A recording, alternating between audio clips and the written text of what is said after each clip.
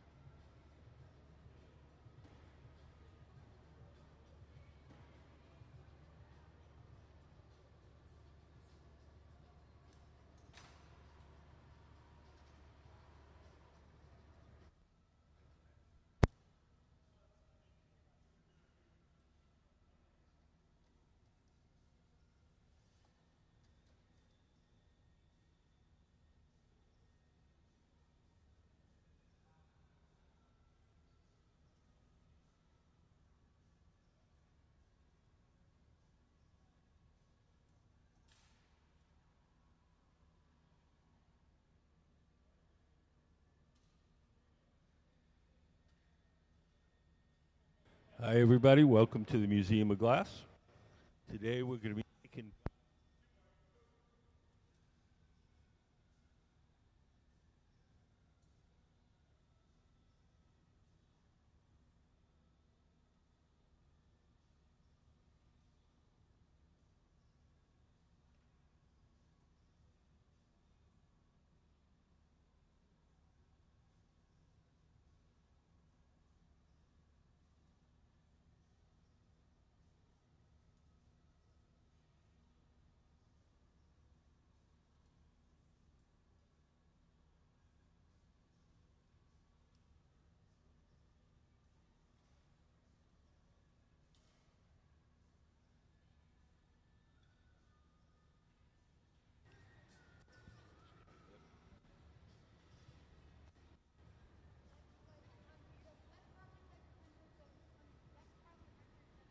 Hi, everybody. Welcome to the Museum of Glass.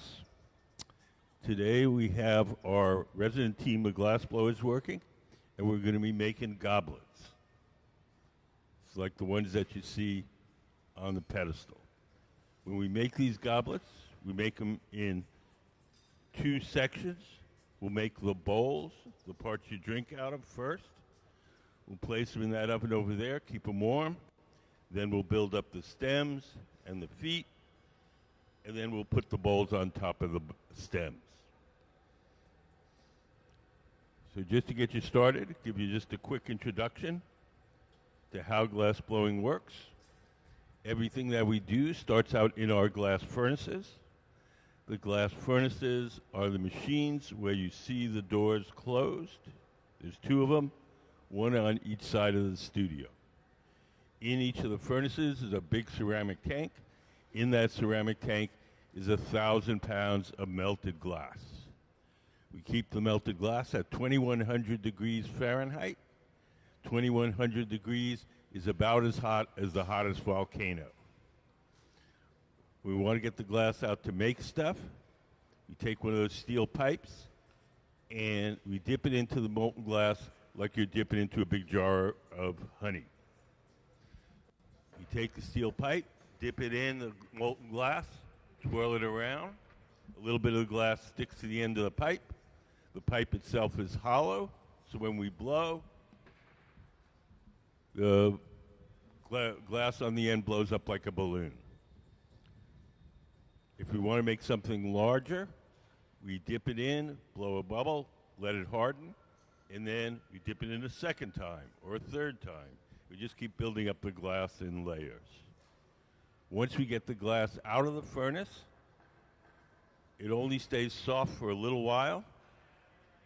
So we do whatever shaping or blowing we can while it's hot and soft. And when it starts to get stiff, We go to the second type of furnace, and that's called the glory hole. The glory holes are the round furnaces with the doors open. Those have no glass in them. They're just a hot chamber for heating and softening the glass while we're working.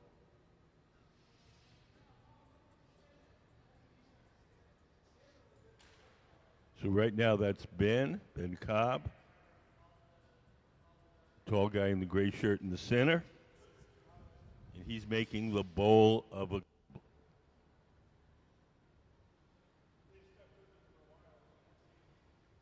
We usually work in teams.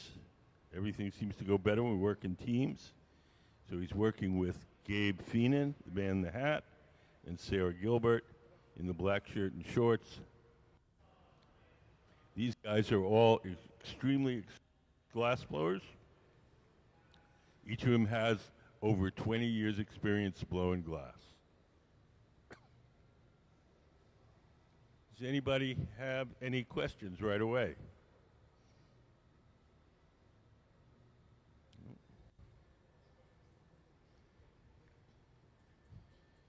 Yes.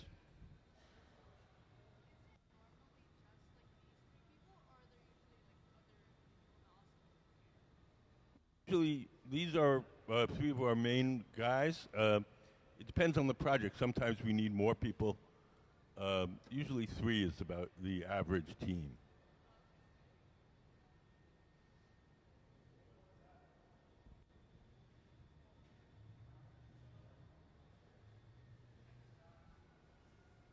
So now Ben's opening the top of the goblet so that you can drink out of it.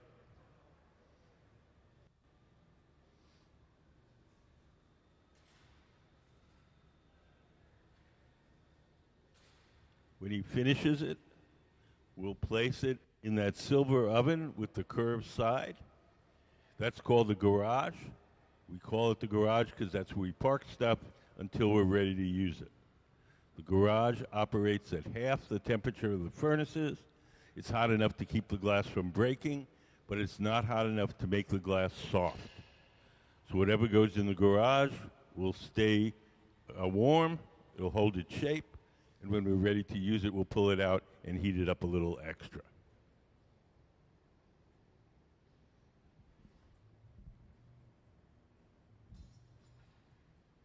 So we're going to take it off that metal rod.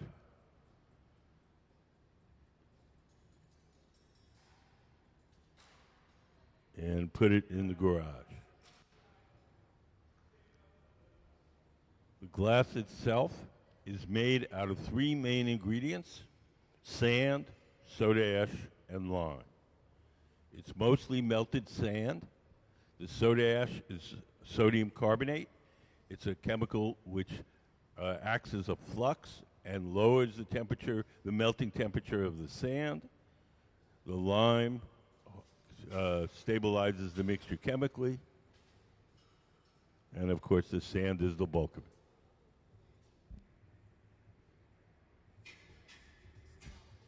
All glass, when it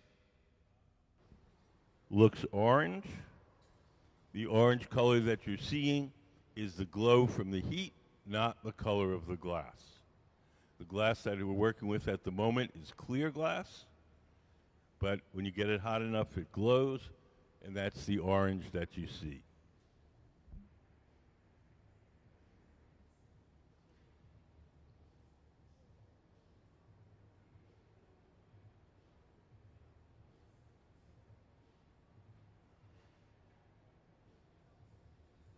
So Ben's sitting down at the workbench. You notice that one of the glass blowers is seated to the left. He's the person that's going to be blowing. He's going to blow through that steel tube, the blowpipe, and inflate the glass as Ben, sitting at the bench, shapes it.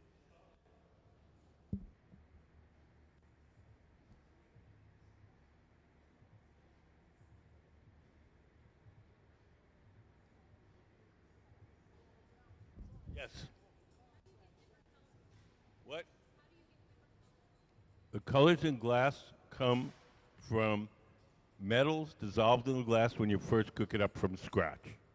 Cobalt makes it blue, chromium makes it green, tin makes it white.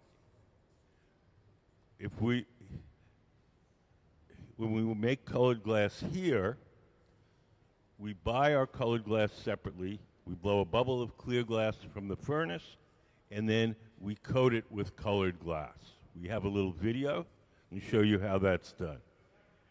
Can we play color overlay? Oh, wait, no, we can't play it right now. Oh, now we can. The color in glass comes from adding various materials to the mixture of raw ingredients called batch. Most of the colorants are compounds containing some kind of metal. For example, adding cobalt to clear glass creates a deep blue. Tin and antimony can be used to create white glass, and gold chloride can produce a rich red or pink colored glass. Colored glass is melted in furnaces, just like clear glass, and then is usually rolled into bars for storage and easy application. In order to apply color bar to a bubble, we first need to preheat the color to approximately 950 or 1000 degrees Fahrenheit in a color oven or garage. Once warm, the color is then picked up on the end of a punty rod using a little bit of clear glass as a support. The color is then heated in the 2300 degree glory hole to soften it and make it malleable, while another artist creates a small bubble of clear glass on a blowpipe.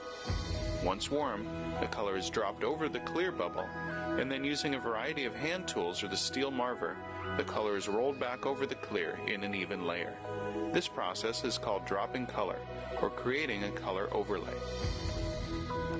Depending on the project, that bubble is then usually gathered over with clear glass and blown into the final form.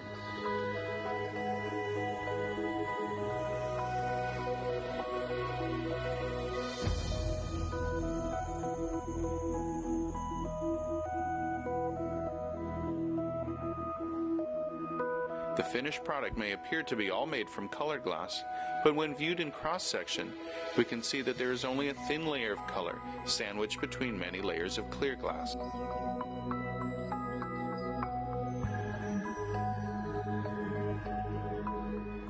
The reason that we color glass in that manner is so that we can have any color we want, anytime we want. If we would fill the furnaces with blue glass or green glass, we could only make blue or green things. If we coat each piece individually, we can have any color we want at any time.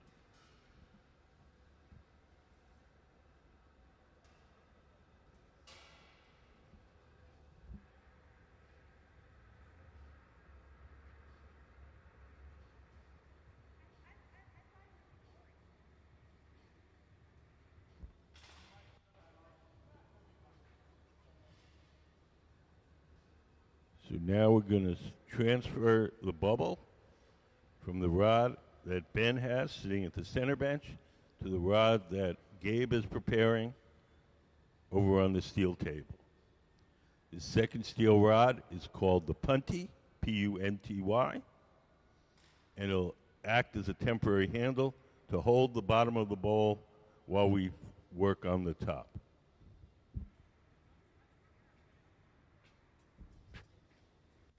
We attach the punty and break the glass away from the original pipe.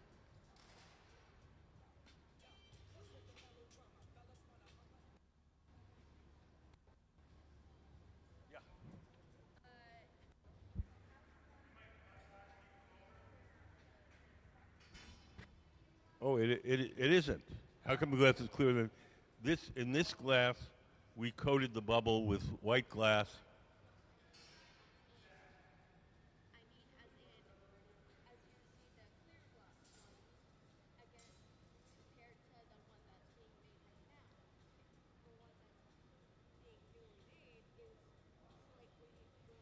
Okay. Okay. So all glass, when it's really hot, looks orange. That orange color that you're seeing is the glow from the heat. As the glass cools off, that orange glow disappears. If you've ever looked inside a toaster, when the wires are hot, they look orange. When an electric stove, when the burners are hot, it looks orange. When it cools off, the orange glow disappears and you see the true color. Does that make sense?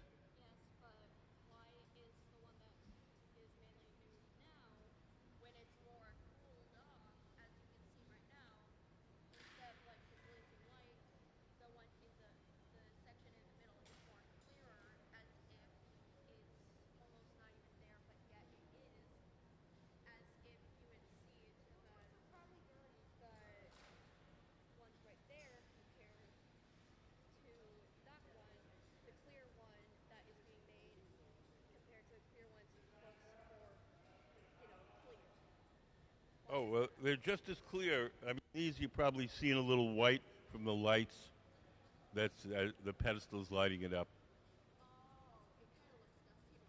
Oh, maybe it's dusty. Maybe it's just been hanging around the shop.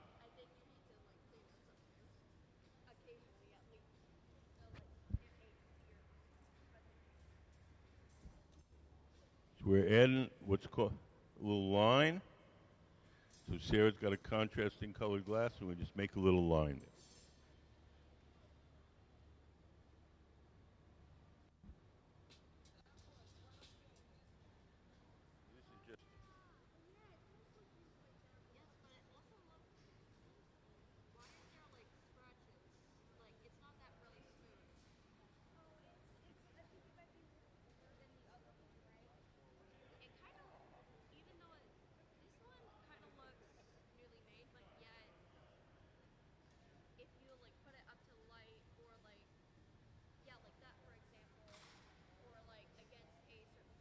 Oh, I see what you mean. Those are those little marks that you see are from the tools. If,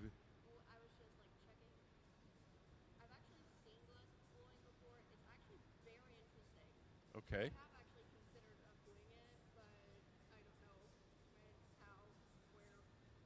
Are you in the Tacoma Public Schools? What? Yeah. What town are you in? Bellevue. Oh, okay. Well, here in Tacoma, you can actually learn glass blowing in the public schools.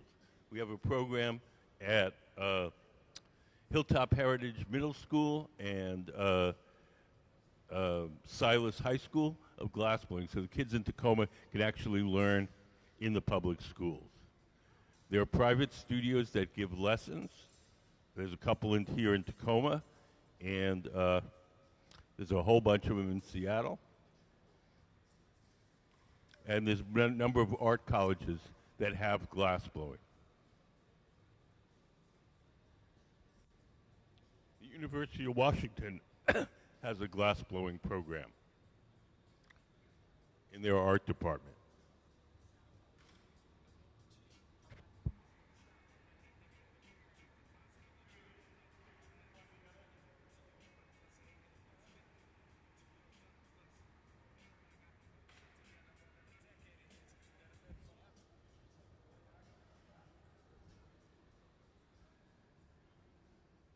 Do you guys have any questions?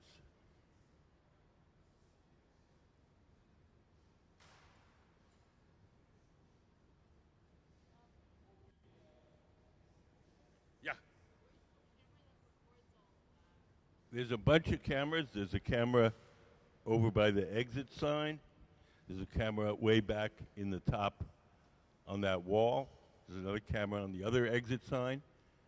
There's a, you see that window up in the side of the cone? There's somebody sitting in that room looking at a computer and can see the views from the different cameras, and he can switch them, and he can zoom in and out, and tries to follow the action.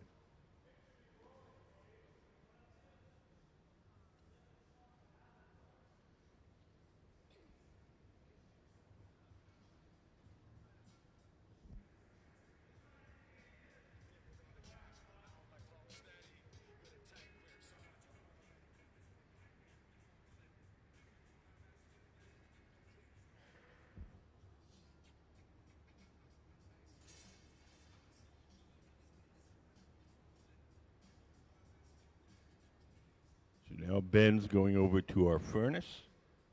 He's going to get some glass out on the end of that steel pipe.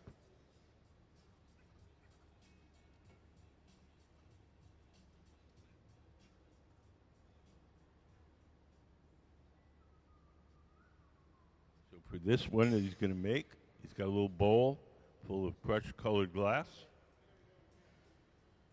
And he's going to roll the clear glass in the crushed colored glass and then melt it on.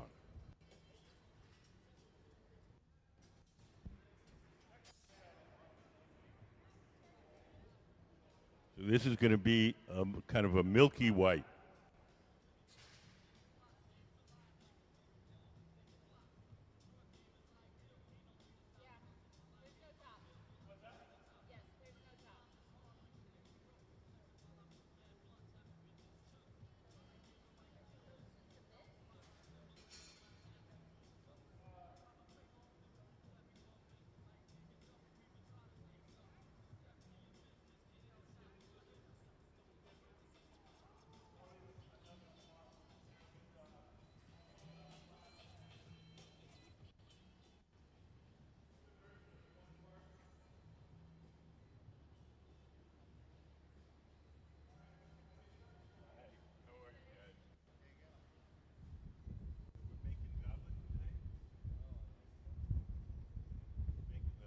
the goblet part you drink out. Yes. What? Have I ever what played Minecraft? No. Yeah, it's like a block game, but It's a sandbox game, actually. when you can place blocks, you can mine them. It's like a square game, only square. Yeah, and also, now it makes a little more sense why sand in Minecraft, when we smelt it and it burns, it turns into glass. Yeah, that's what happens here. Yeah, so most things in Minecraft are actually accurate, but for real life, I mean, but not really. Yeah. No, Like, that's like floating eaves, floating grass blocks, floating logs, floating, blah, blah, blah.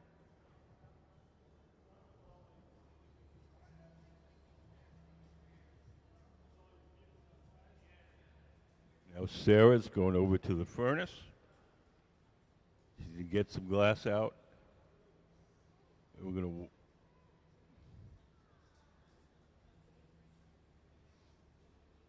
wind on a little dollop of molten glass there, and we're gonna make this little part here called the avolio. This little spindle shape between the bowl and the stem.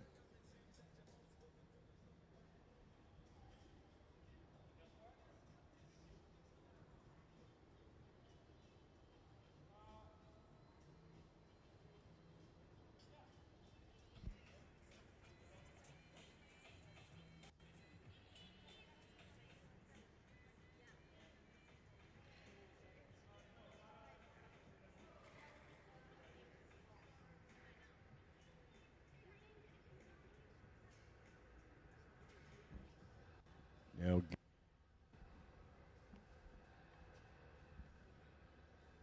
Gabe is making a second bubble. Gabe is the man with the hat.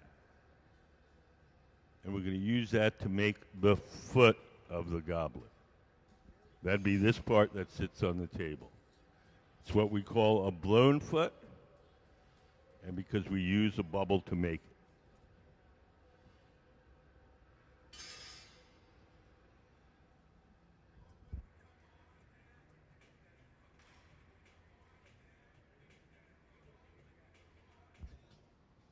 Hold it up in the air. Let the bubble drop on.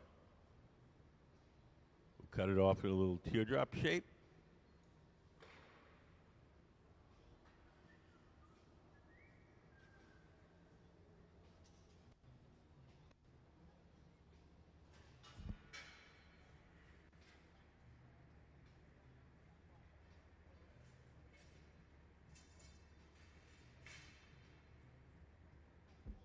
Oh, we're making, sorry, I told you the wrong thing.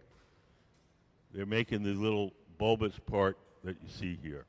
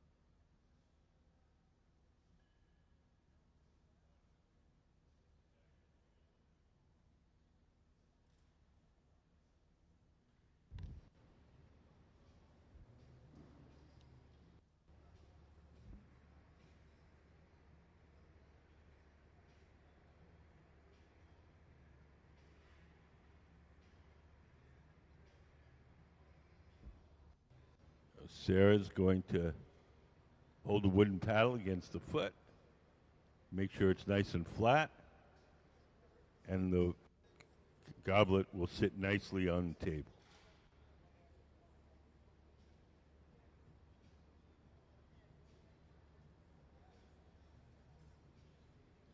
We're going to transfer the stem and the foot to a second steel rod called the punty.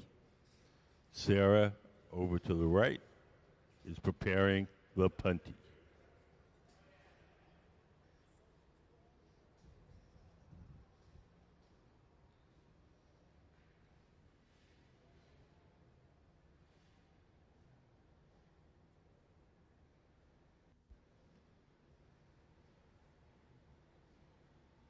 Sarah's going to bring the punty over to Ben. Ben will attach it to the bottom.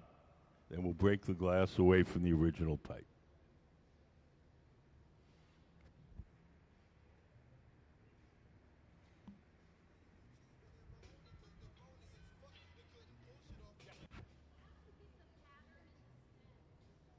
Pattern. This pattern here, we stuff it in a mold called a pineapple mold, and we blow it up. It makes this little sort of diamond pattern in it. Could we put up, well,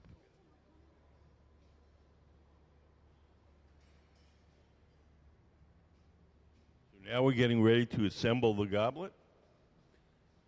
Gabe, over on the left, is warming it up, the bowl up. We made that a little earlier. He's holding it close to the flame, warming it up.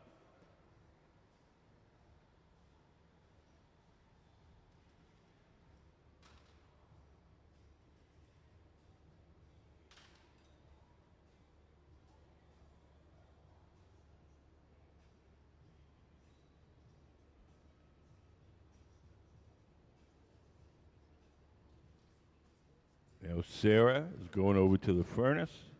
He's getting a little dollop of molten glass. We'll put a little tiny bit of molten glass on top of the stem, and then Gabe will come over with the bowl, and we'll stick it on.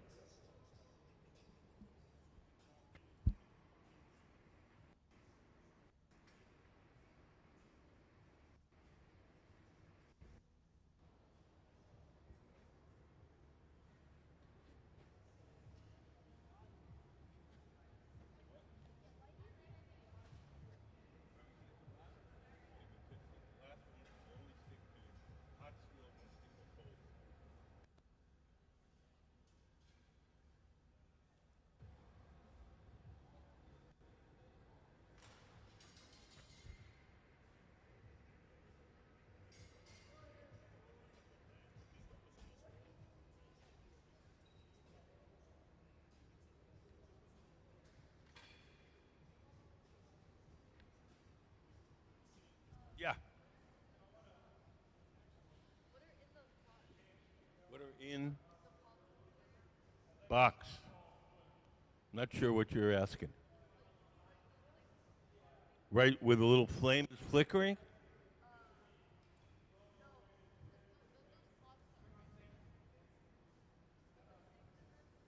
With the sticks in them? Yeah, that's called a pipe warmer. Glass only sticks to steel if it's hot. So before we dip the pipes into the molten glass, we have to heat the tips up, otherwise the glass won't stick to it.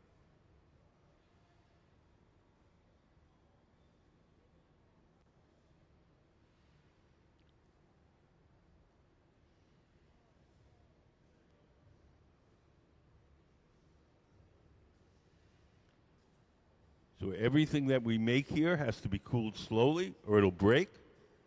So we're going to take the goblet off the metal rod. We're going to place it in an oven called the annealer, where it'll be cooled very slowly overnight. If we just made this and put it on the table and let it cool on its own, it would cool too quickly and unevenly, and it would break. So give it a little tap. And Gabe will take the annealer. The annealer is an electric oven. Keep it at a constant temperature all day long. We put everything we make in there, and then at night it has a computerized thermostat that slowly turns the temperature down to room temperature. Yes. What's the biggest thing that we made? I don't really know. Maybe the sculptures that are out in the pool in front of the museum.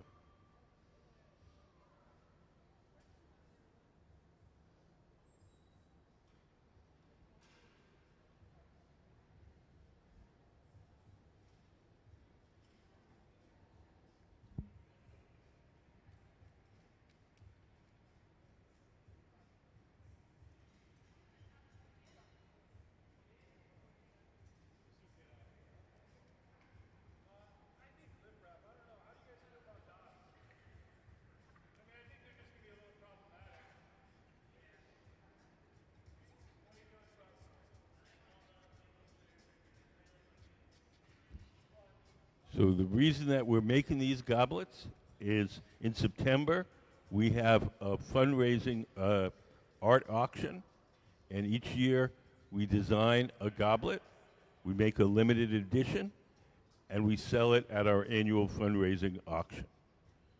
Can we put up some of the older designs up on the big screen?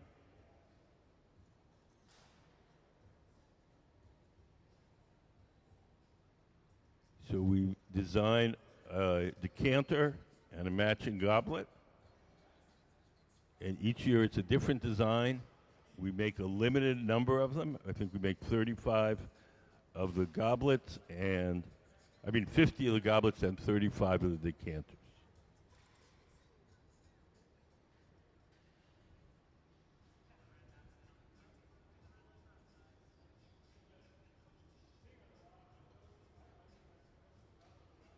So today we're doing what's called prototyping. We're trying out different designs. We haven't settled on the one that we're going to make for our limited edition.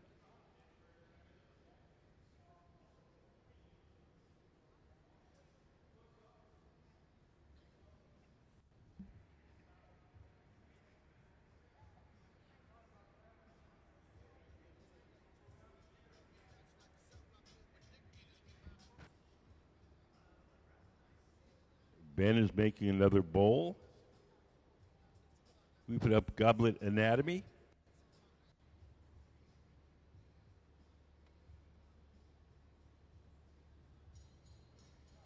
So the bowl is the part that you drink out of.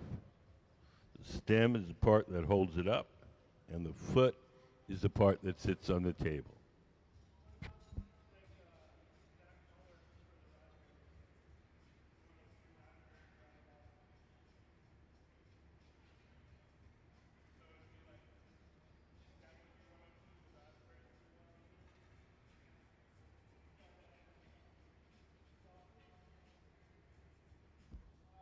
Gabe is blowing as Ben shapes the glass using a tool called the jacks.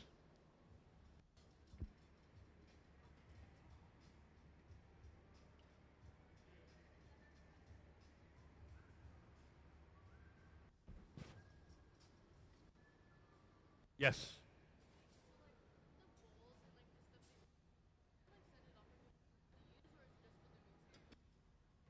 Oh, it's stuff. No, it's stuff you actually use. Yeah, people buy them and they drink out of them.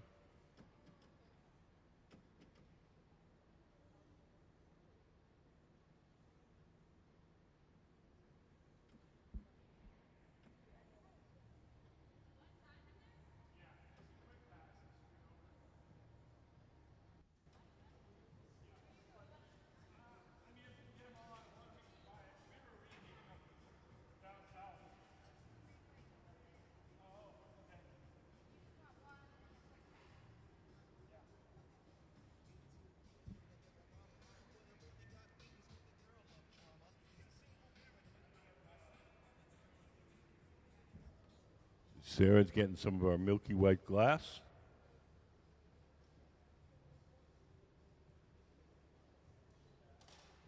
We're adding some little, what are called prunts. Prunts are the little dots like you see here.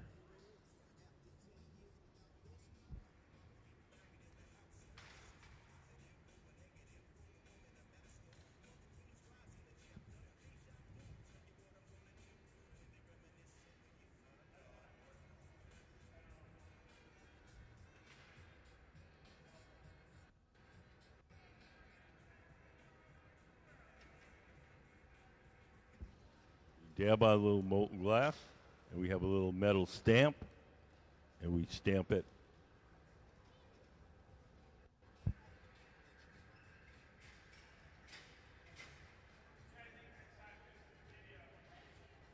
Coming in, guys.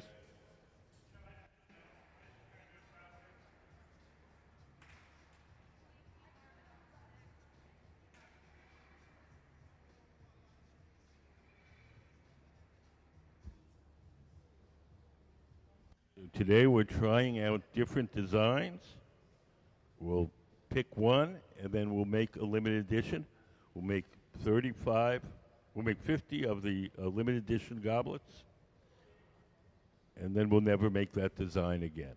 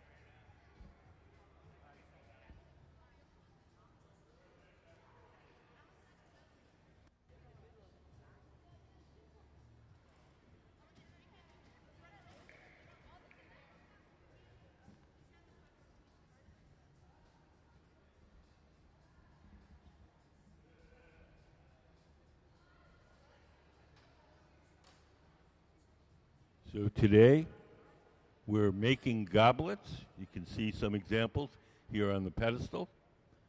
We make them sort of in two parts. We make the bowls of the goblets, the parts you drink out of first. And then we make a couple of those, put them in this oven over here.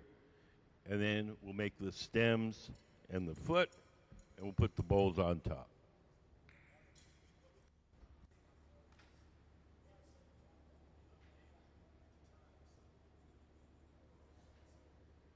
Now Ben's heating up the glass in an oven called the glory hole. The glory holes are all the round ovens with the doors open. Can we put up the glory hole diagram?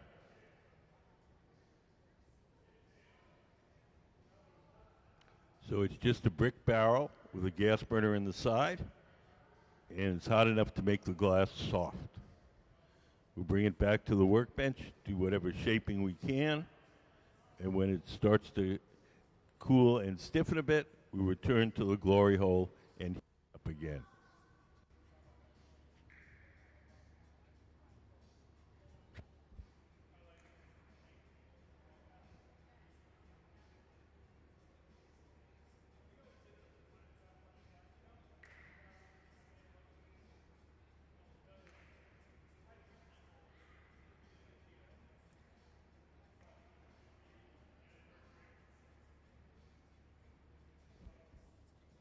Stretch out the glass at the top of the bowl.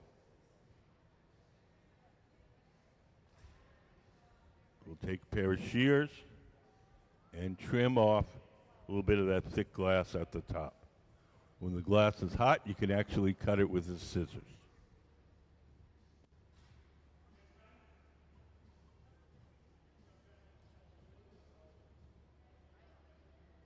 These folks that you see who are blowing glass today are our Museum of Glass Hot Shop team.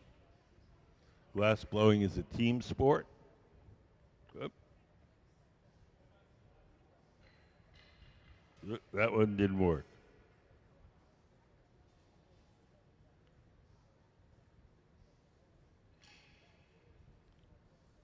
So Ben's going over to the furnace. Behind that door, there's a big ceramic tank. In that ceramic tank is 1,000 pounds of melted glass.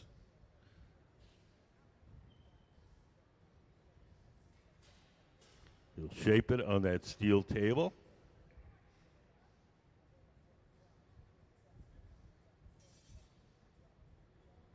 And then he's going to blow a little puff of air through that steel tube, and a little bubble will pop out the other end. That's how we start almost every object that we make. There's the puff. Keep your eye on the glass, and you'll see the little bubble pop out.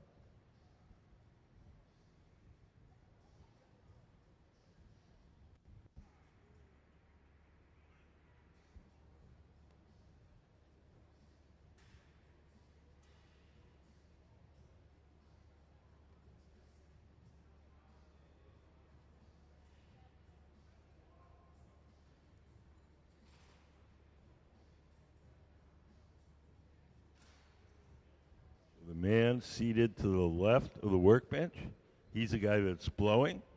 He's blowing through that steel tube and inflating the glass bubble as Ben sitting at the bench shapes it.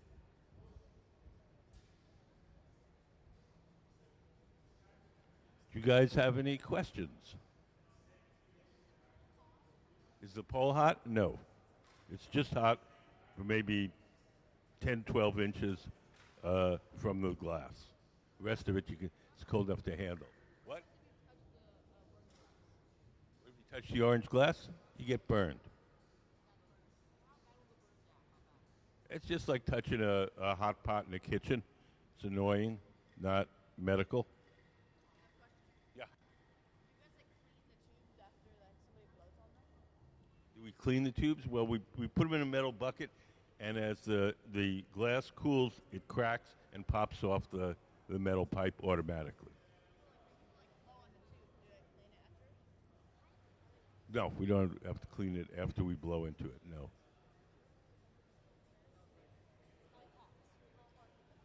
2,300 degrees Fahrenheit, which is 1150 Celsius.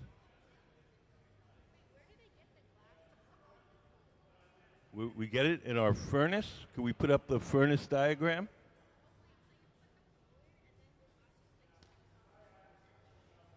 Look up on the big screen. That's what the glass furnace looks like inside. The glass furnace is a machine where you see the doors closed. So in the bottom half of that furnace, there's a big ceramic pot with 1,000 pounds of melted glass in it.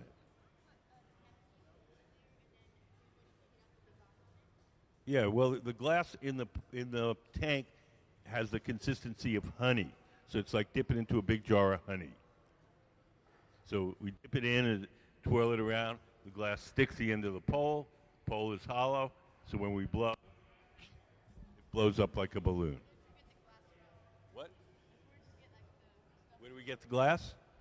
We get the glass. What we get is called batch, and it's all the ingredients that go into the glass.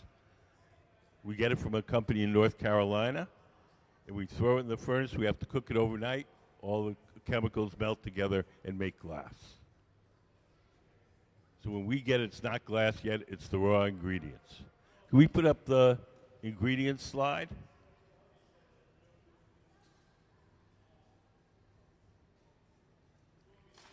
Can we put up the ingredients slide? So the glass is made out of 3 main ingredients: sand, soda ash, and lime. Sand is the bulk of it. It's mostly melted sand. Soda ash is a chemical which lowers the melting temperature of the sand, and the lime is a chemical which stabilizes the mixture. We throw that into the furnace, cook it overnight. All those chemicals melt together and make glass.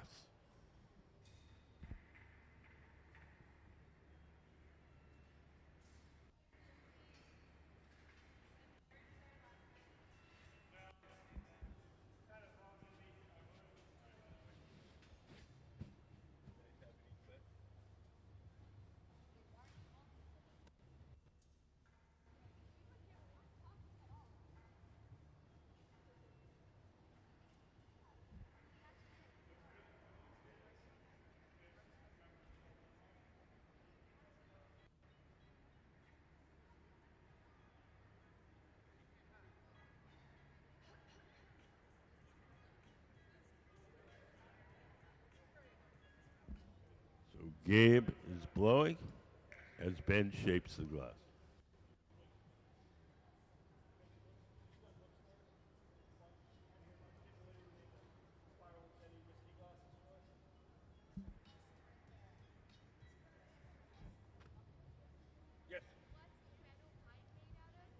pipe is made out of steel.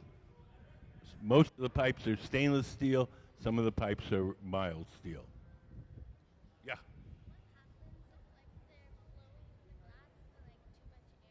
What happens if you blow too much? The thing gets big. If you blow really hard, then the bubble will pop. But you really have to work at it to make it pop. What? How does the pipe not get too hot? It's a trick of physics. The pipe is really long, so it has a lot of surface area for the heat to escape. Um, if you think about a frying pan on your stove, if the handle gets hot, that handle is 9 or 10 inches long.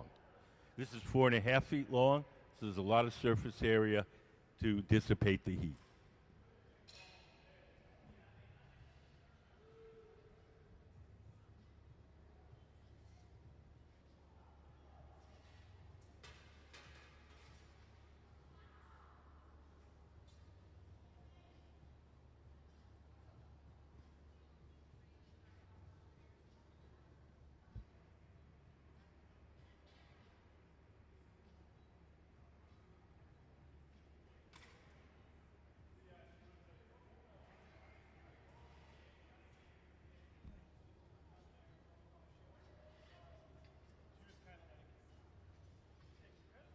So now we're going to transfer the bowl from the rod it's on now. The pipe is here.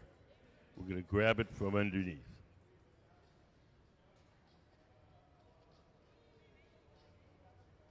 That second steel rod is called the punty.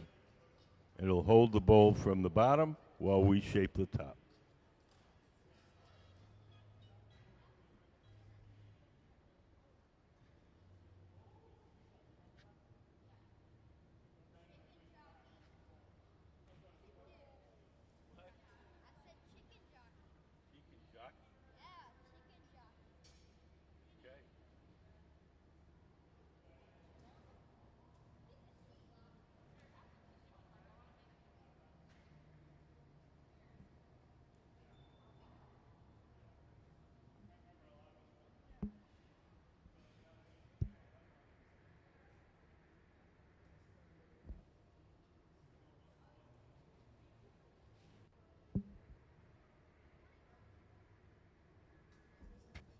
So Ben is heating up the glass in the glory hole, the round oven with the doors open.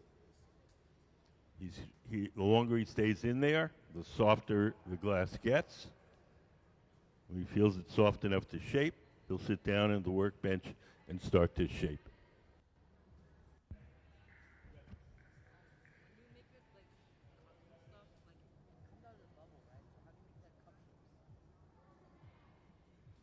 We blow a bubble, we shape the sides, then we grab it from the bottom, and when we break it off the pipe, it leaves a little hole. We spread it out, and that makes. What? Is it all the same piece of glass, or did you? No. They're all separate pieces of glass.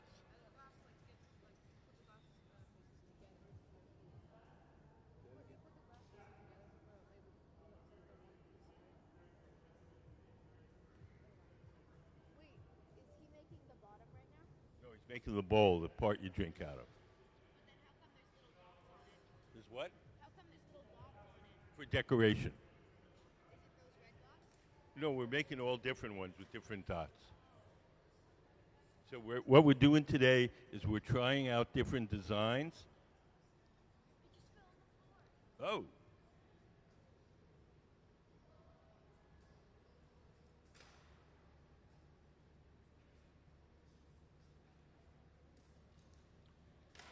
So each goblet we're going to make today will be different. Then eventually we'll pick one of the designs and we'll make a limited edition of that design. Yes. For a lot. Yes.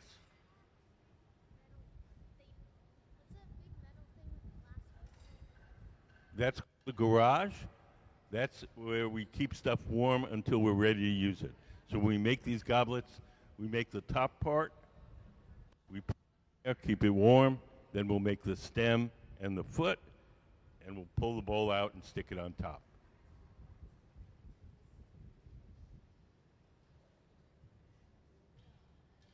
Yes?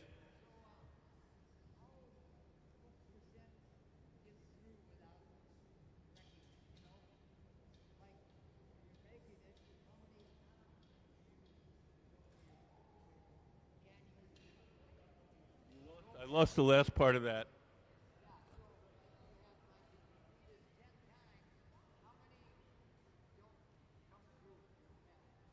Oh, I don't know, maybe 1 out of 10 or something. If the glass is clear, we can recycle it. If we put colored glass on it, we can't recycle it.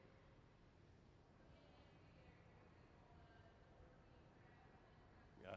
Yeah. So if like the glass is like really hot, will it show the color or not until it's like cooled down? Oh, if the glass is really hot, will it show the color?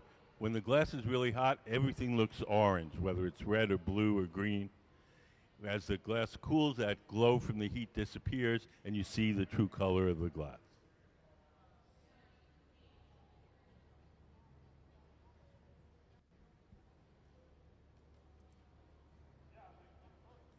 So we're going to take the bowl off that rod, and we're going to place it in the garage, the silver oven with the curved side.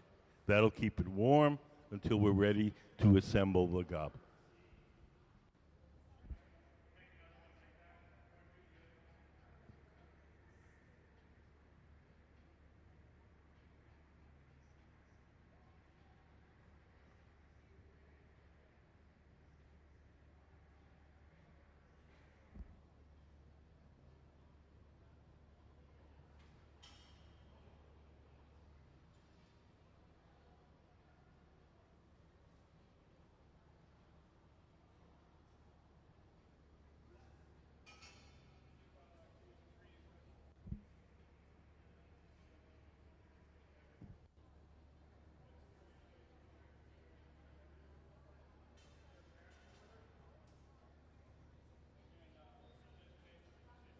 So now Ben is rolling the clear glass from the furnace in a little powdered glass in that bowl. We'll melt it on, give the glass a kind of milky white color.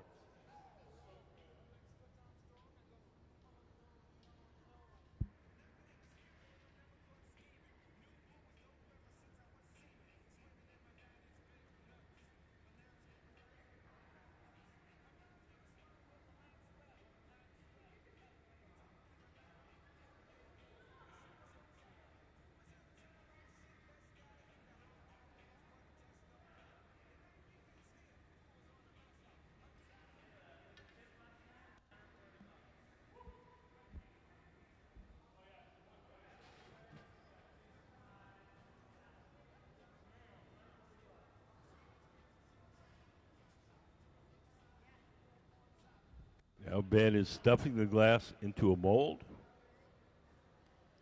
give the glass a textured appearance.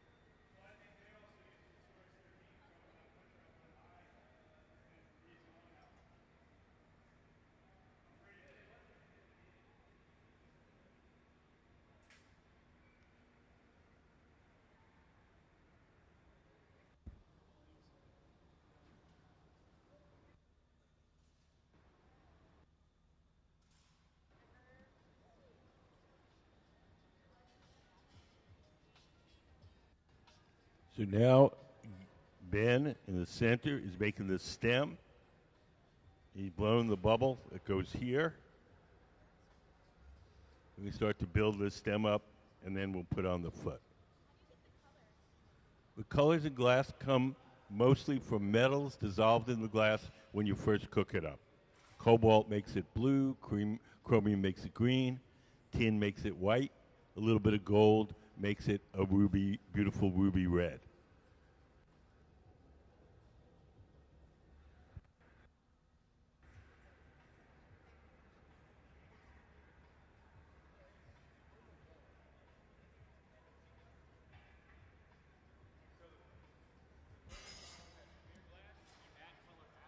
Yes.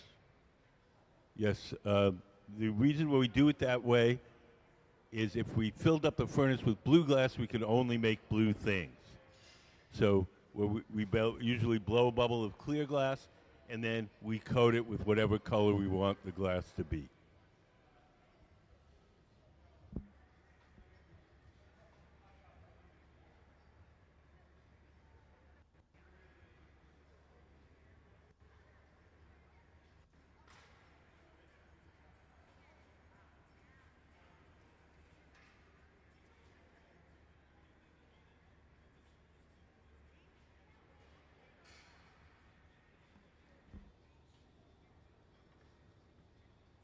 So we've added another bubble. I'm going to cut that in half and bust off the pointy part.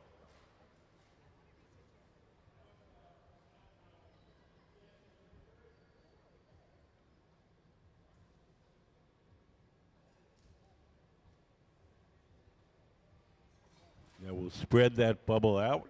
Where we broke it off, there's a little hole. We'll spread it out, and that will become the foot of the goblet.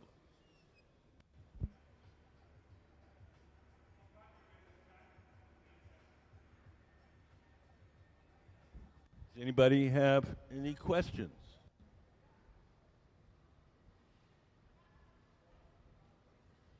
Yes. Speak loud. Do I like my job? Sometimes. Pretty much.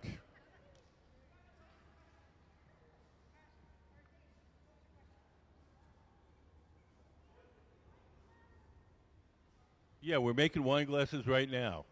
We're making glasses similar to the ones that you see on the pedestal. We're trying out different designs. When we figure one design we really like, then we're going to make 50 of them.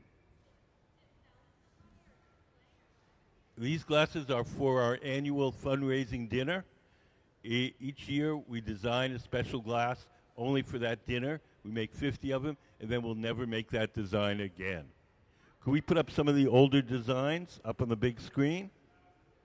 So if you look up on the big screen, each year we make a different design. Say that again? They buy it. They buy it to raise money for the museum. Yes, back there. You got to speak loud.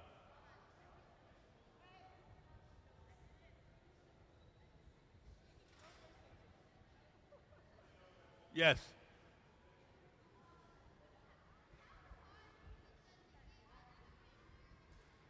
How hot is the furnace? 2,300 degrees. It's 200 degrees hotter than the hottest volcano.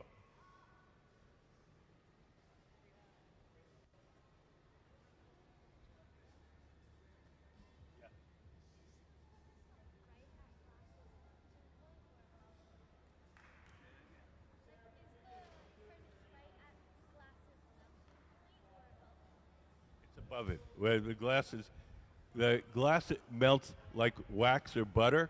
The hotter it gets, the softer it gets. So the glass in the big furnace is at 2,100 degrees, and at that temperature, it acts like honey. It's the same thickness as honey.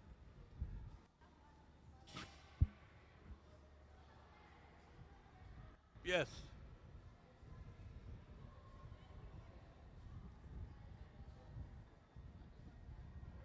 Can someone repeat what you said? Oh, are you going? Okay.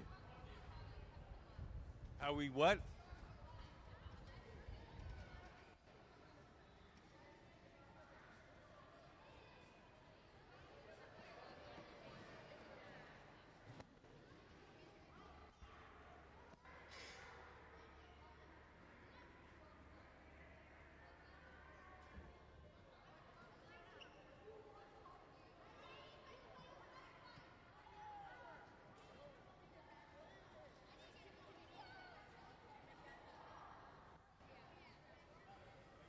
Could we get the kids as close to the front as possible so I can hear their questions?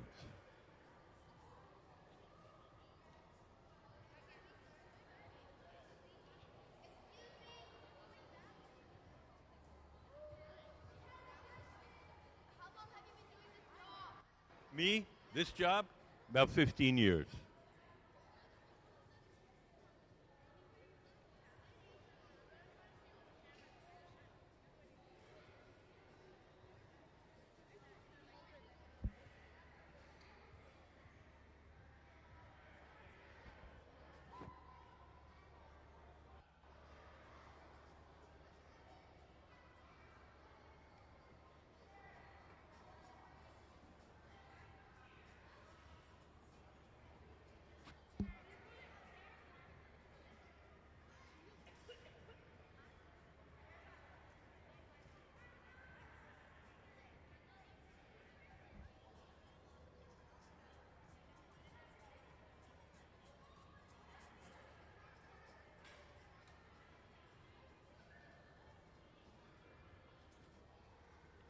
So we're going to transfer the stem and the foot from the rod it's on now to a second steel rod called the punty. The punty will hold it temporarily from the bottom while we attach the bowl of the goblet. We made the bowls earlier. They're sitting in that silver oven with the curved side.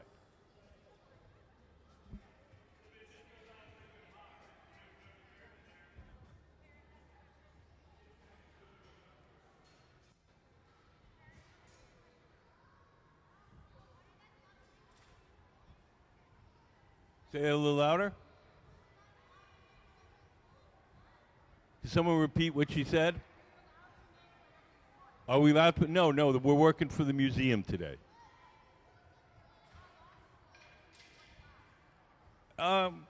It takes, I would say, about 20 minutes, but it takes about 20 years to learn how to make them.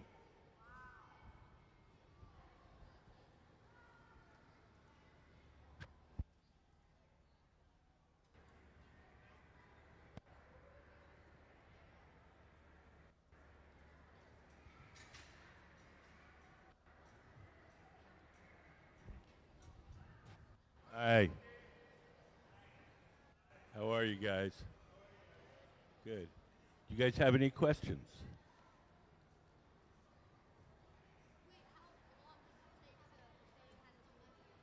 20 years. 20 years.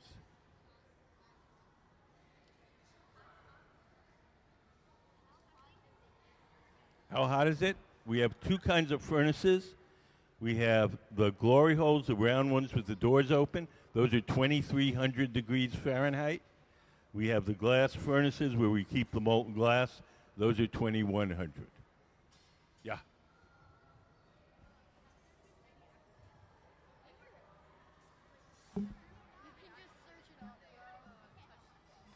Has anybody touched the glass? Yeah. You burn yourself. It's higher than a third degree burn, right? What? Is it a third degree burn or is it higher? No, just a regular burn.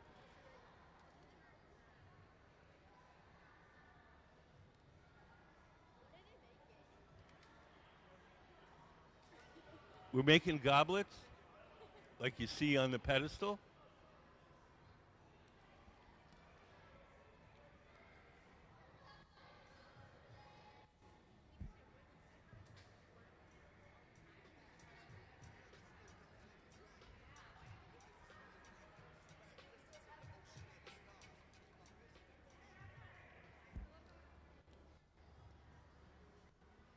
Yes. No, it's made out of sand. Glass is mostly melted sand.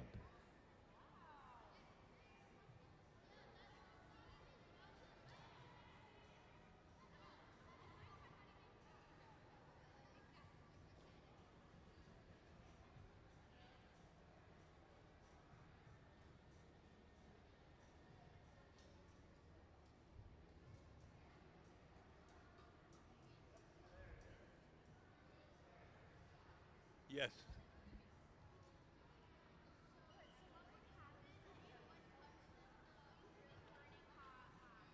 You get burned. You get burned. Where if you touch the hot glass, you get burned.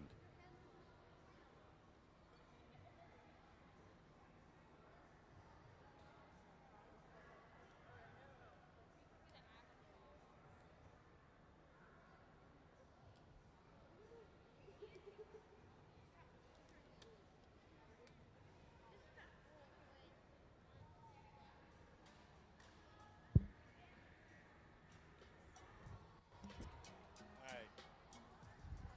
You guys have any questions?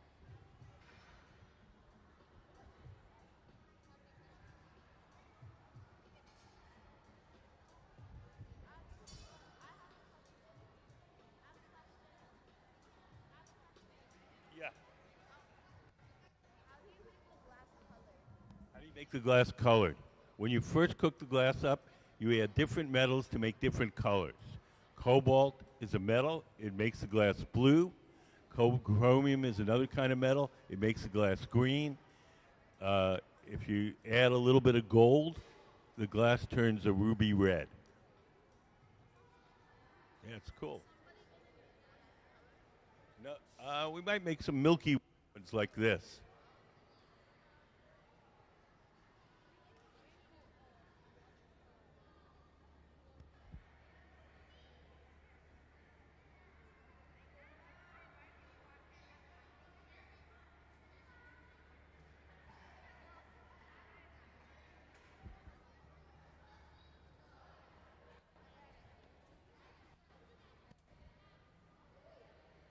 Hold on, let me get over there. Yes, what's your question? It's 2100 degrees Fahrenheit. That's as hot as the hottest volcano.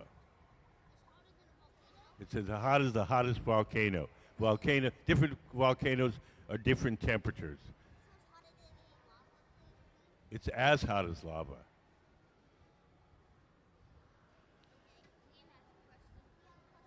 Yeah.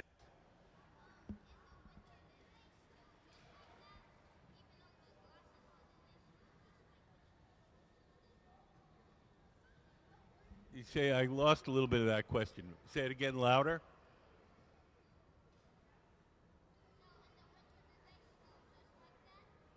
Yes, it's pretty hot. Where they're standing, it's pretty hot.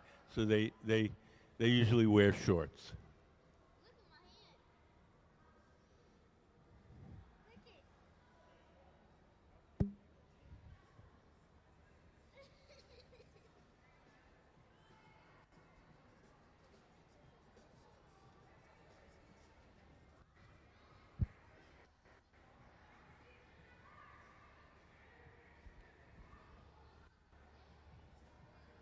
Yes.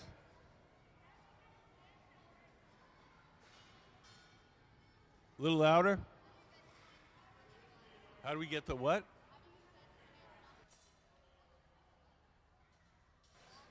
Say that again. How do we get the same color? Oh, how do your hands not burn? The pipes are not as hot as you imagine.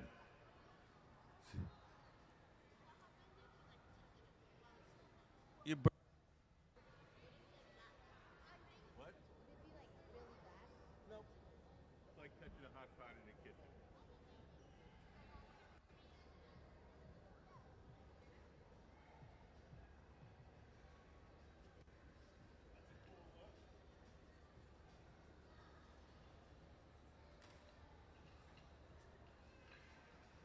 So right now, Gabe and Man the Hat is blowing a second bubble.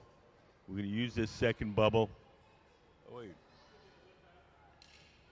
for the foot.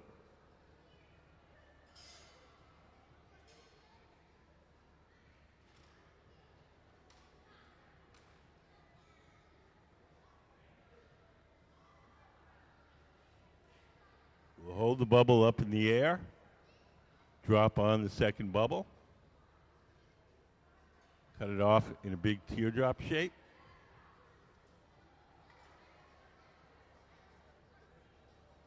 We'll heat up that teardrop, and then we're going to cut that in half.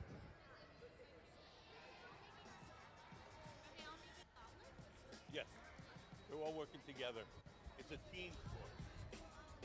We're working as teams. Team, T-E-A-M. Team.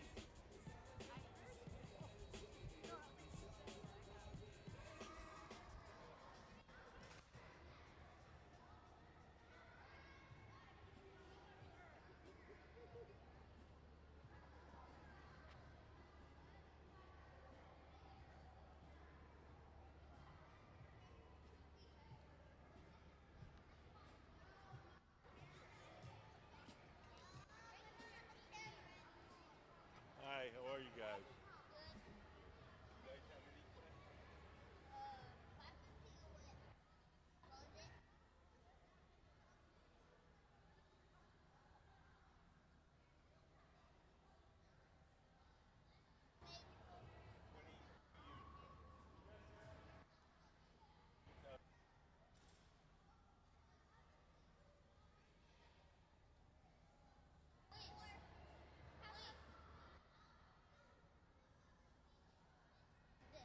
How high is the cone?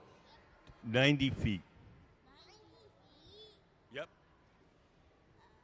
So you have to take 90 steps in the air? 6, 7.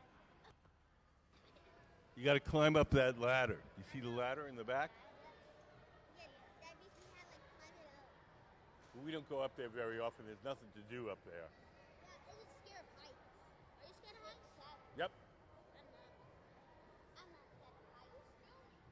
I'm always scared of heights. Camera back on us. I'll put the camera back on you. No, I don't think so. They're busy.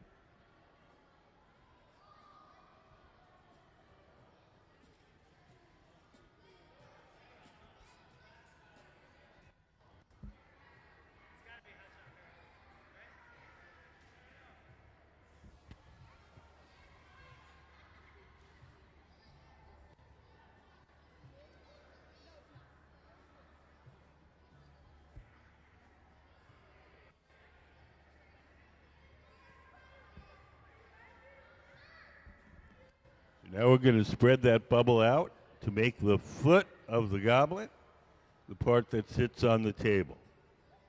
This part here.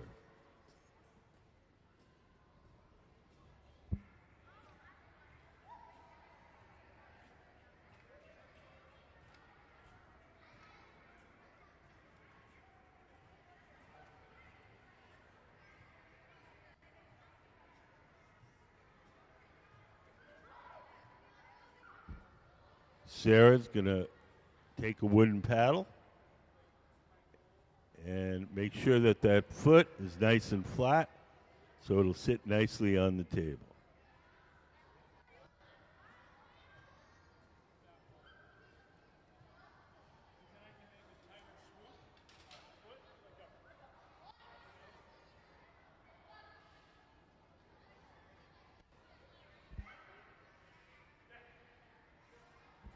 The next thing we're going to do is transfer the stem and the foot.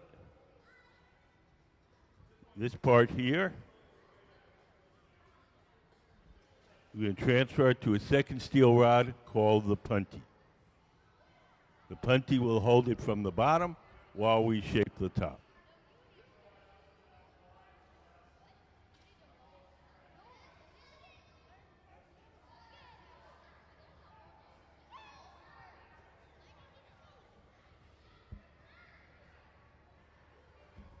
Sarah is preparing the punty. She's going to bring it to Ben sitting at the workbench. Ben will stick it on the bottom. And then we'll break the glass away from the original pipe.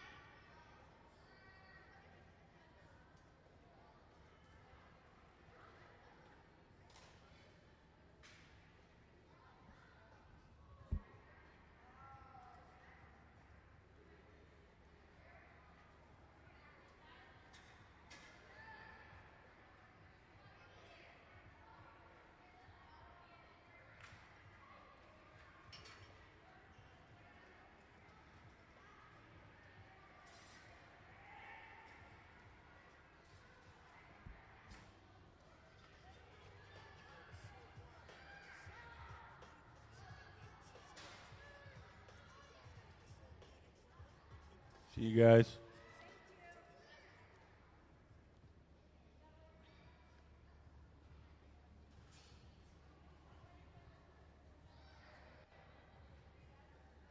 How are you? How are you? Good.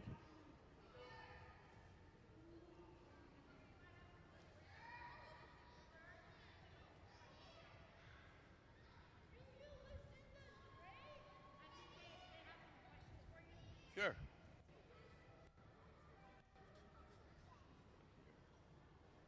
Hear you. Yeah. Yeah, we get little burns like you get in a kitchen.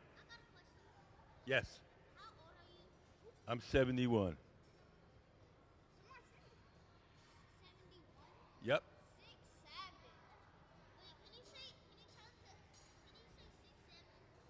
6'7".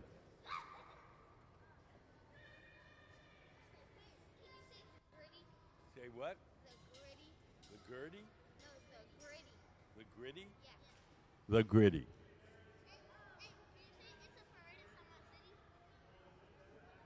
What is that?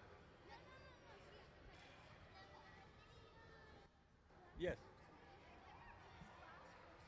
Could you speak a little louder? She said when was glass first made? When was glass first made? About 4,000 years ago. Wait, I got a question. Yeah. That's like somebody break glass or something here one time. Did somebody break some glass here? Sure. Like somebody like break glass before here. How about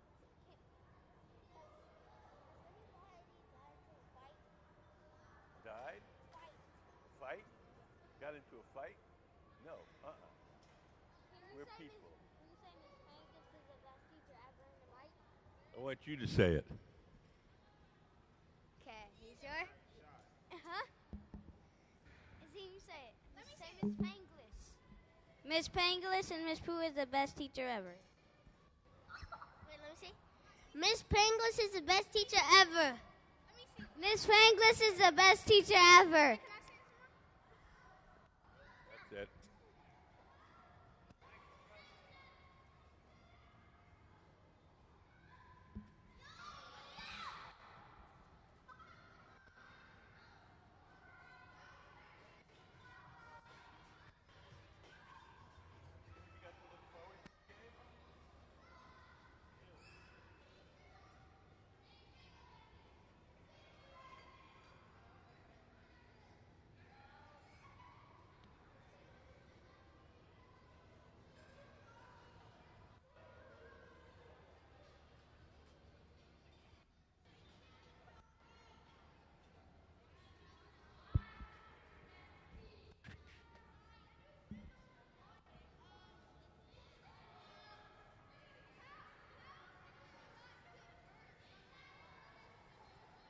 How do we not get burned? We're just careful.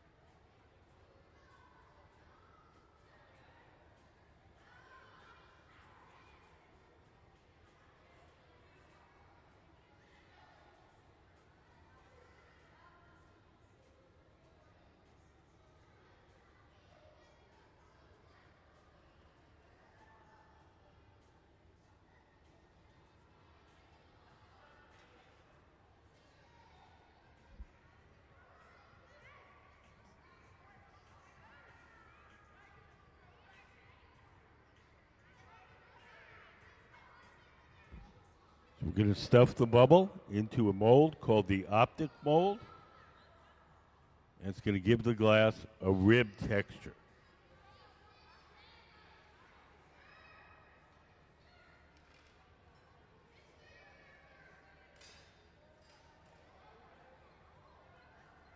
And we're going to twist it up so the ribs go around the glass in a spiral.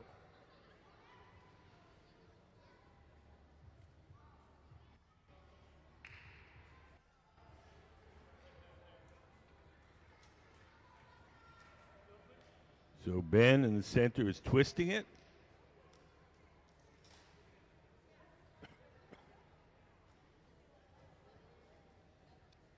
Gabe sitting to the left is blowing.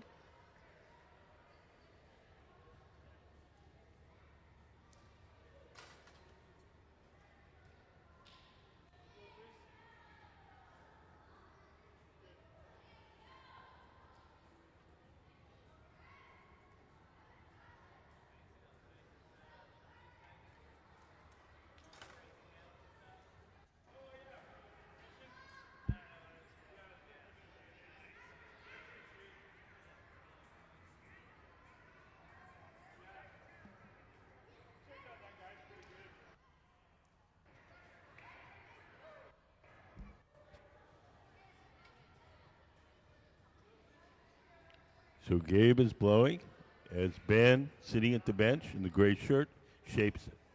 We're making a small pitcher, Pitcher.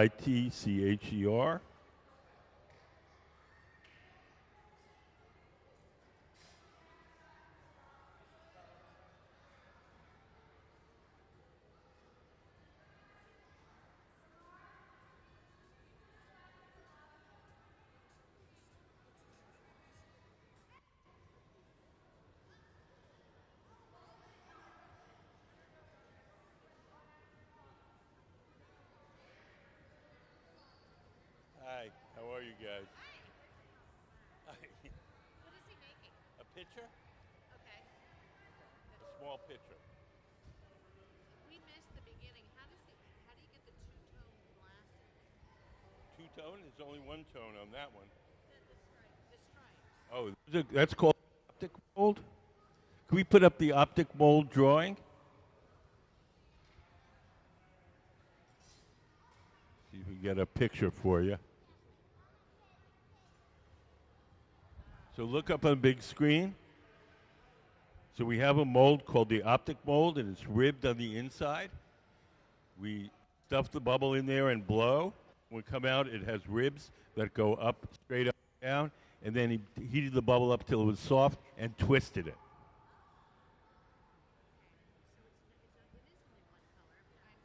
Yes.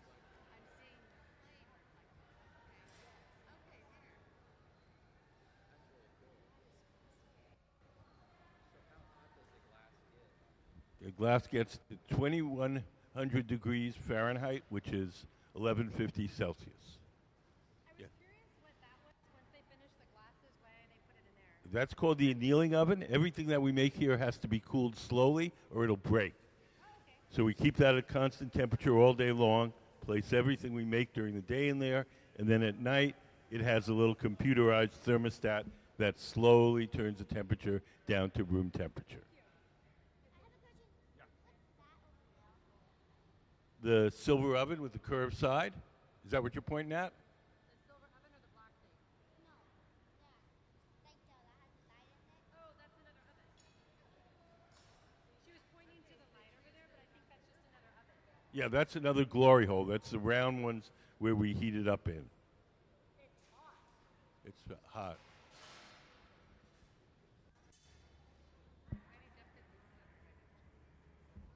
We're making goblets today. We're doing, well, today, right now, we're making a pitcher, but most of the day, we're going to be making goblets like you see on the pedestal.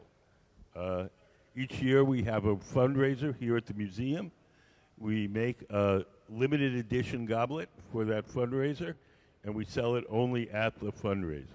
So right now, we've been trying out different designs to decide on the one to make for the limited edition.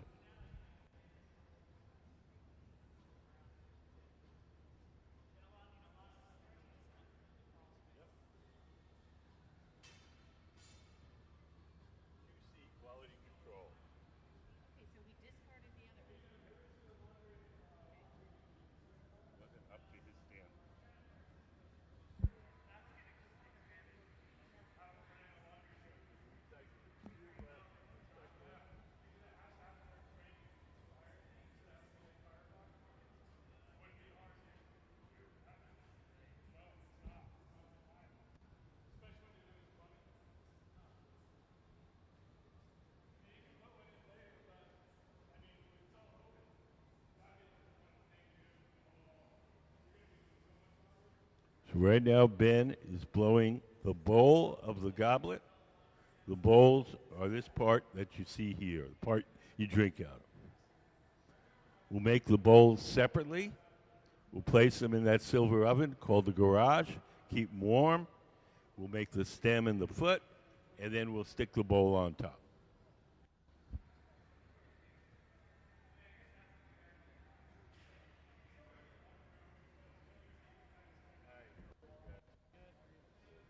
You guys have any questions? Hi, how are you guys? You have any questions?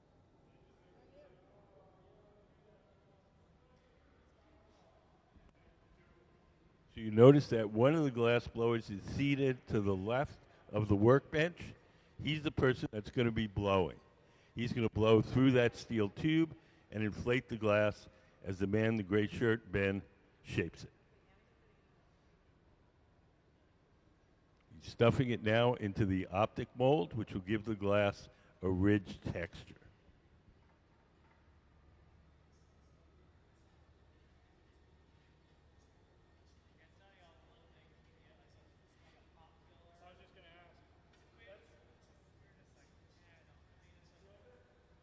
So Gabe is blowing.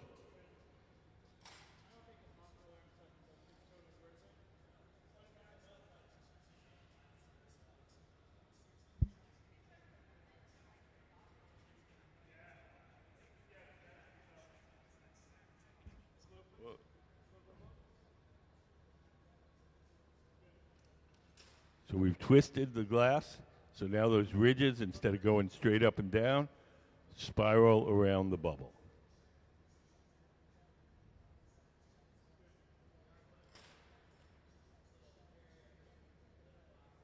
So I think he's going to make another one of those pitchers. It's a little too big for being the bowl of a goblet.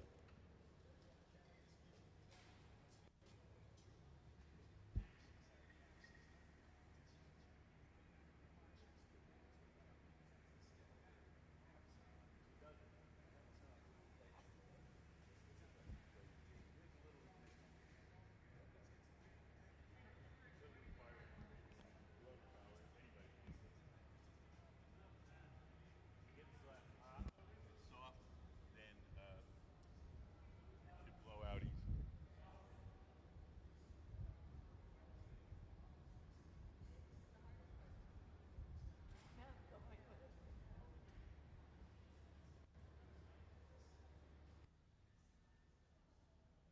Round oven that he's heating up the glass in is called the glory hole. It runs on natural gas and forced air, and we keep it at approximately 2,300 degrees Fahrenheit, which is 1250 Celsius.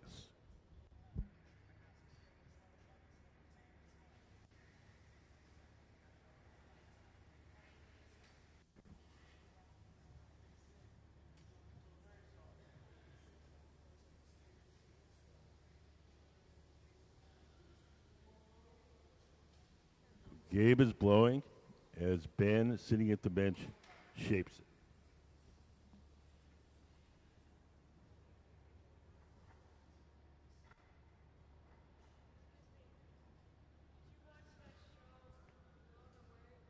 Yes. Uh, sort of. Not completely. Oh, well, as you can see when we're working now, glass blowing is a team sport. And the way they present it on the TV show, it seems like it's only one person doing it.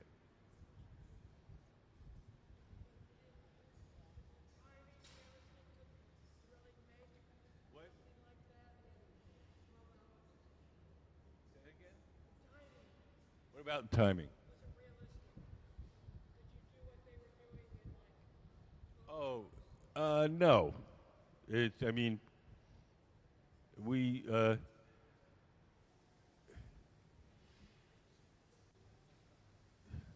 no, it's not realistic the way they show it.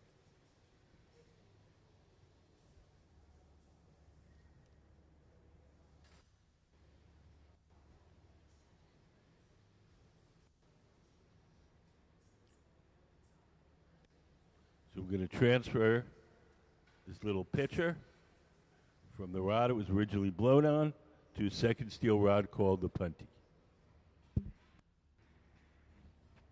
The punty will hold it from the bottom while we shape the top.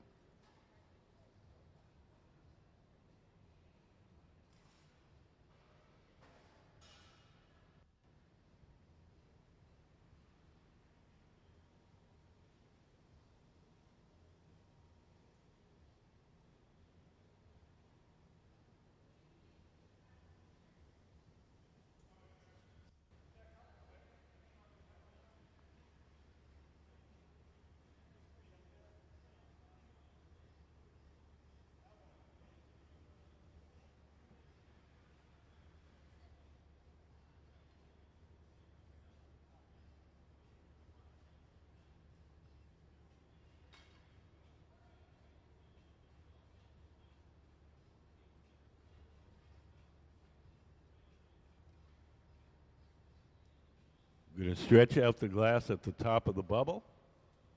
The glass there is always a little bit thick. We'll take a pair of shears and we'll trim off that thick glass. When the glass is hot, you can actually cut it with a scissors.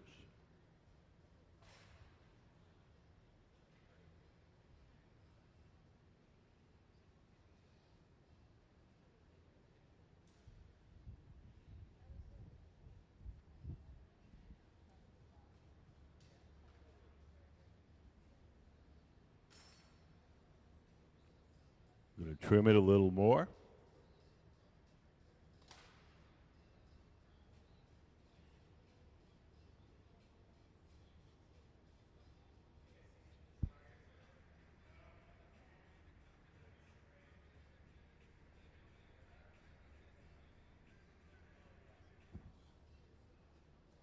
Trim that at an angle.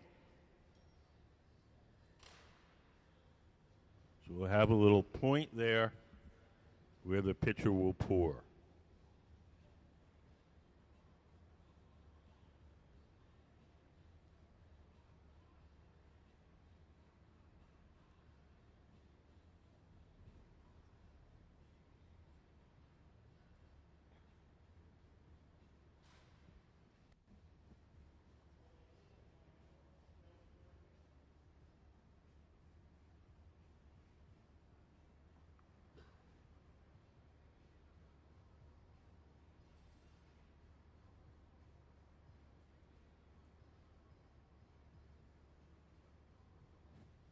Sarah, on the right, is going into our furnace.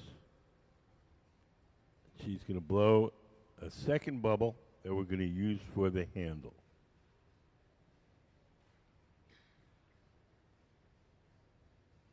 So the handle for this pitcher is going to be hollow. It'll be made from a separate bubble.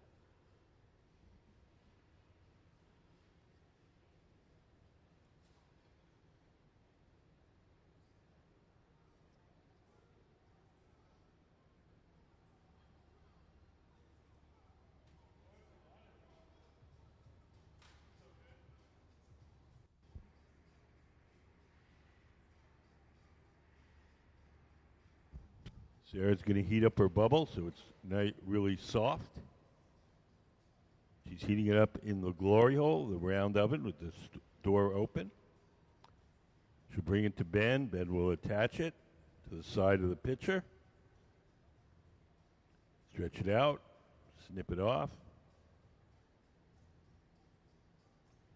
We'll grab it and curl it back onto the side of the pitcher.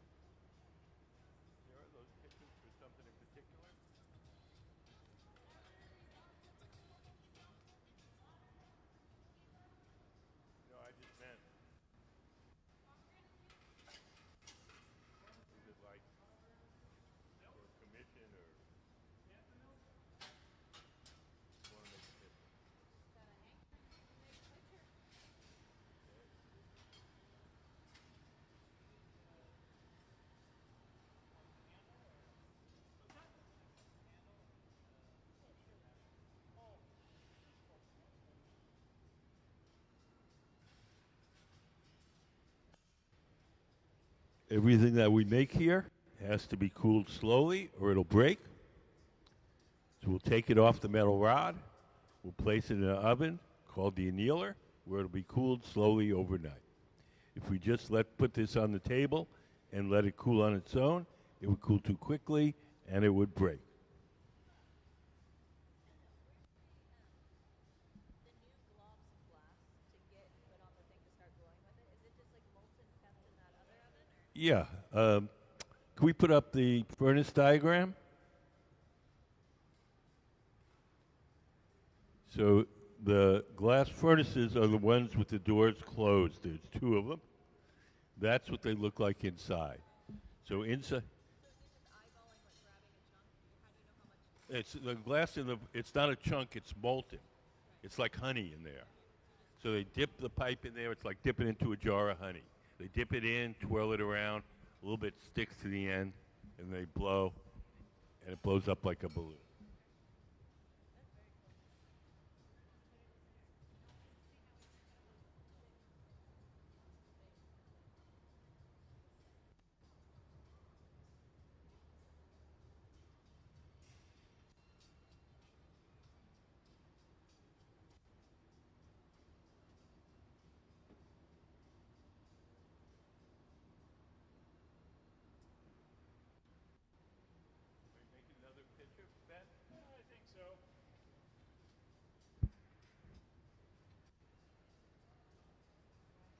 All the glass that's in our furnace is clear glass.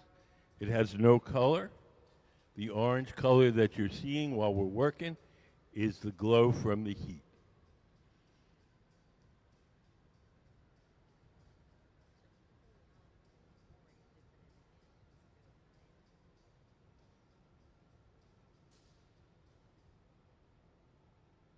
He'll shape that on the steel table, and then he's going to blow one little puff of air into the steel tube, close it up with his thumb, and a little bubble will pop out the other end.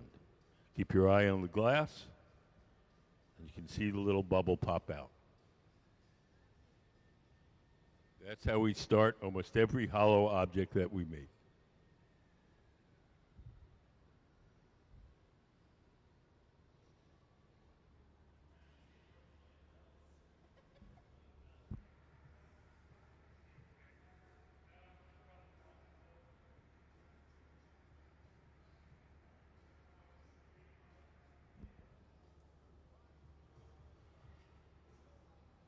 Now he's stuffing it into the optic mold.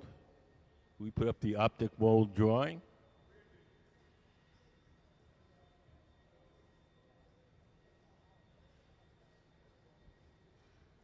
The optic mold gives the glass a ridge texture. And we're going to twist it up.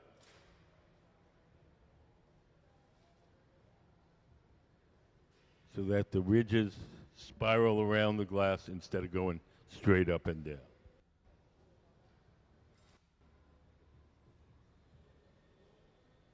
So Gabe, sitting to the left, is blowing as Ben grabs the tip. You can see now the ridges spiral around the glass instead of being just straight up and down.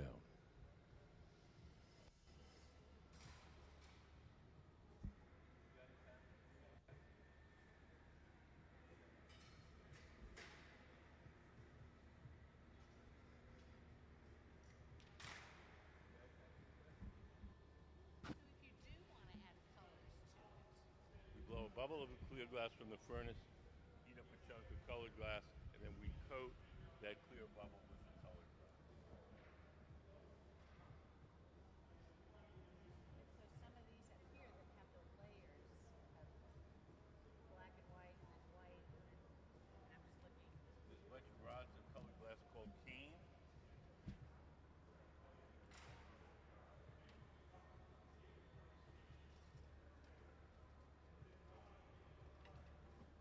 Draw out rods of colored glass if you want stripes, and we melt them into the bubble, and each rod makes a stripe.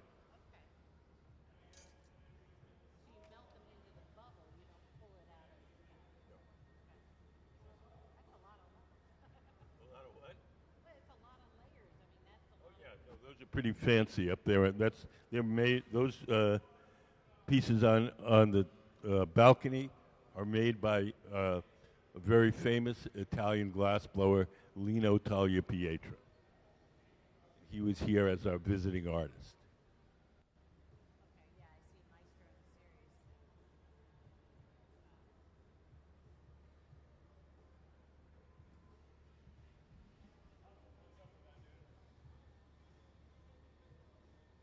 the series. Sarah's holding a wooden paddle across the bottom so that it'll sit nicely on the table, make it nice and flat.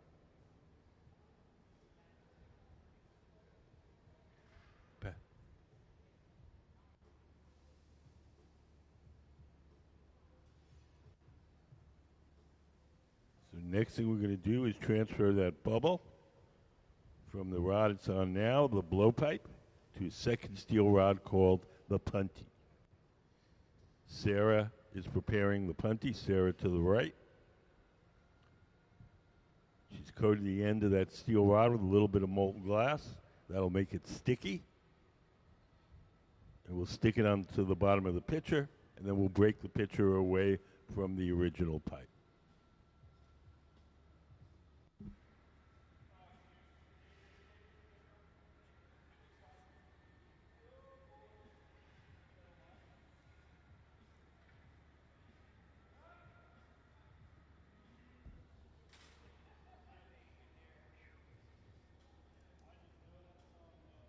So we're sticking on the punty.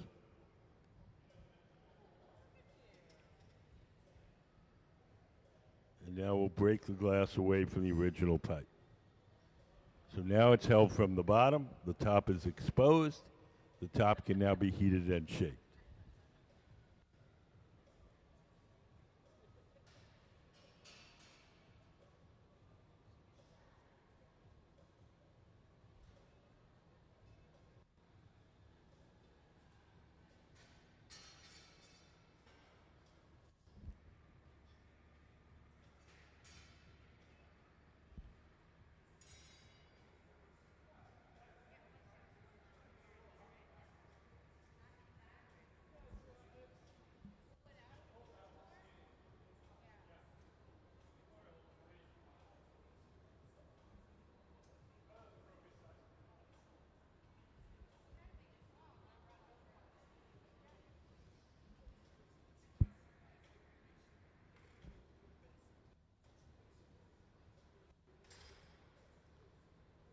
Now he's taking the tweezers and stretching out the glass at the very top of the bubble to make it thinner.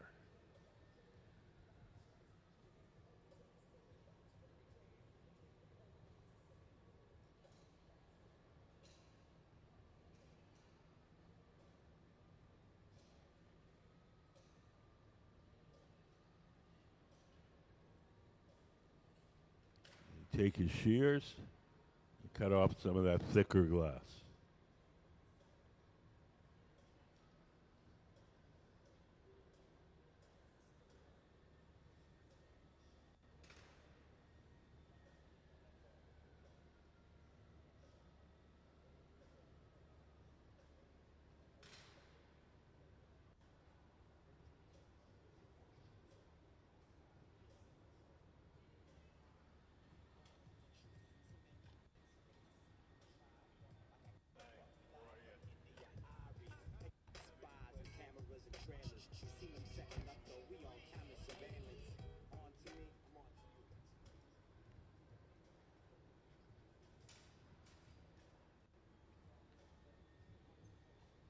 Going to trim it a little extra.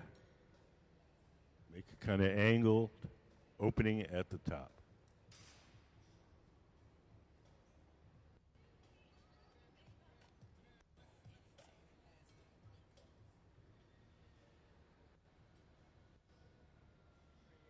Hi, how are you guys? Good. Oh, these are all professionals. Not really in any official way. We take interns from time to time. There's no class.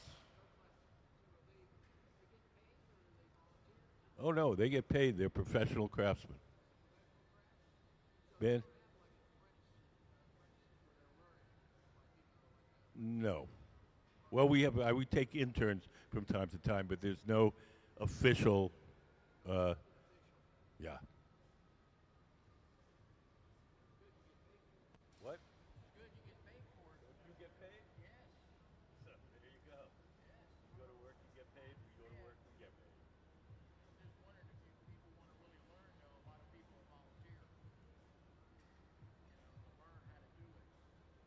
Yeah. You have to look to get here. These guys are professionals.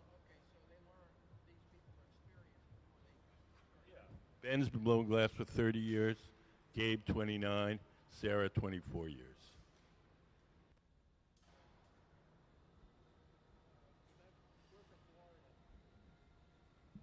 What? Okay.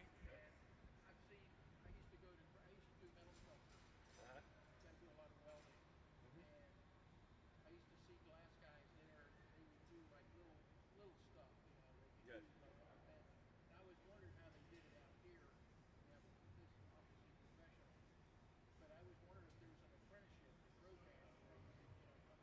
There's no program here for that. There's no program here for that. They all learned in different places. Gabe, the man wearing the hat, uh, he learned entirely at work. He got a job at a glass shop knowing nothing. Worked his way up. Uh, Ben who was leading the team today. He got a job at a glass shop when he was in high school, and then he went on and studied in an art college. They all have different stories. There's no formal, there's no formal system here in the United States.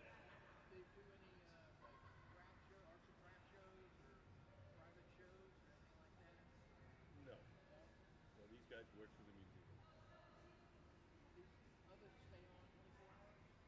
There's two kinds of ovens. There's the glass furnaces and the glory holes.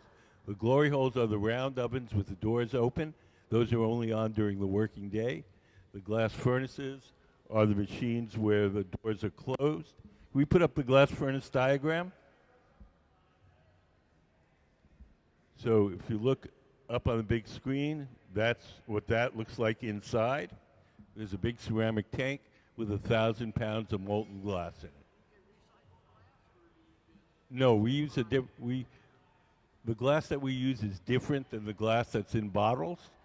Glass that's in bottles is formulated to harden very quickly, so a machine can make 1,000 bottles in an hour. Our glass is formulated to harden slowly, so we can shape it by hand.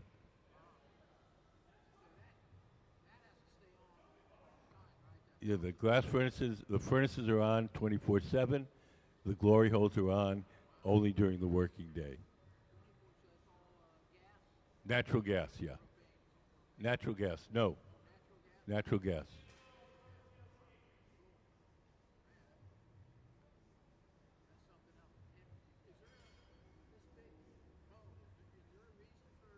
Is why is the building shaped like this? There's three reasons why the building is shaped like this. Reason number one, most important, it looks really cool. Reason number two, the entire building is designed to act as a giant chimney, so there's a natural updraft, and heat and smoke are taken away from the furnaces. Reason number three is historical. Along this waterway, before the museum was here, there were a number of sawmills.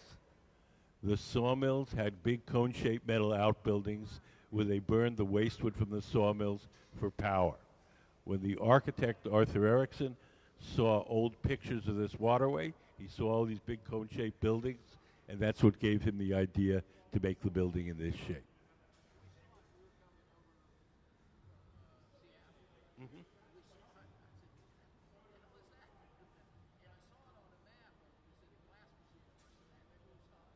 Yeah.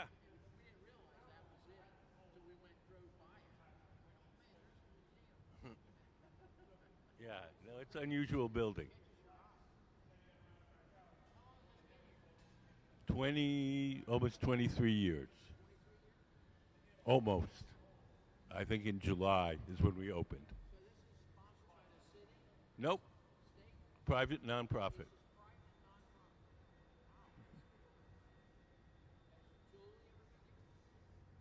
Yeah, he hasn't been here about 10 years, but he's been here.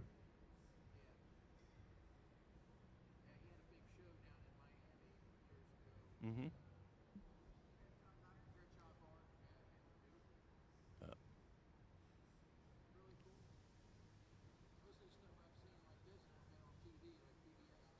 mm-hmm. Yeah, it's a little more fun live.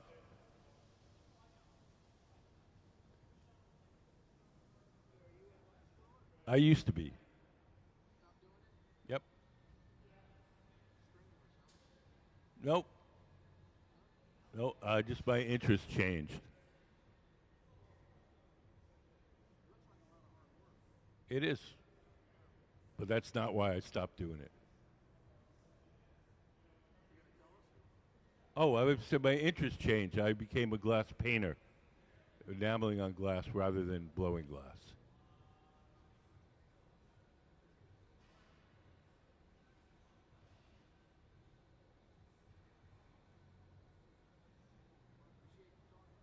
Oh yeah, no, that's why we're here. We want you to understand it, ask questions. The more you know about it, the more you'll enjoy it. Hmm.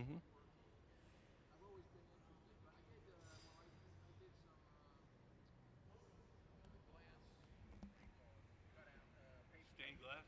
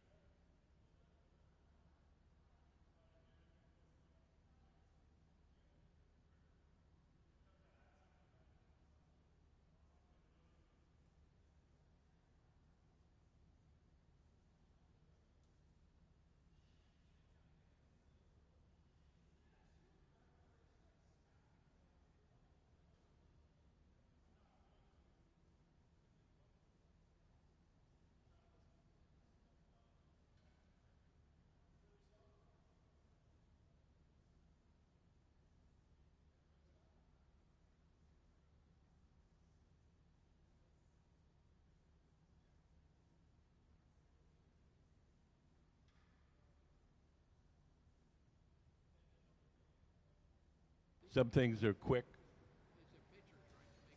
Yeah, we're making these pictures. I mean, I don't know. We could make a dozen, 14 or something in a day. We can recycle our clear waste. We can't recycle our colored waste because the big furnaces are all clear glass, and we can't throw red and blue and green into them.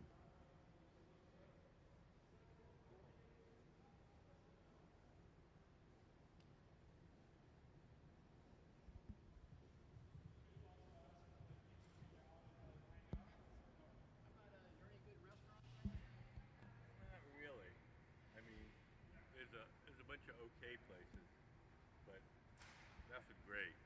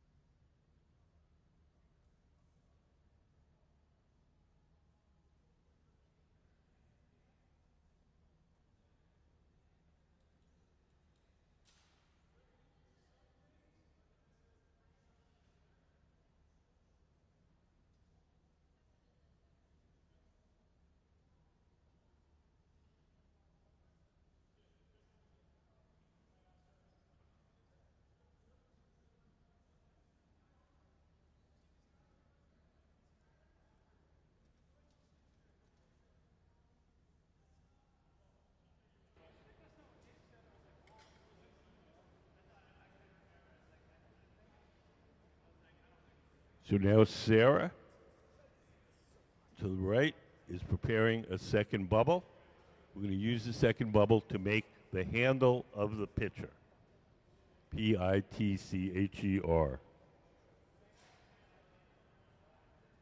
Do you guys have any questions? A pitcher? Yeah. Sometimes the little closed captioning can't tell the difference between a picture and a pitcher.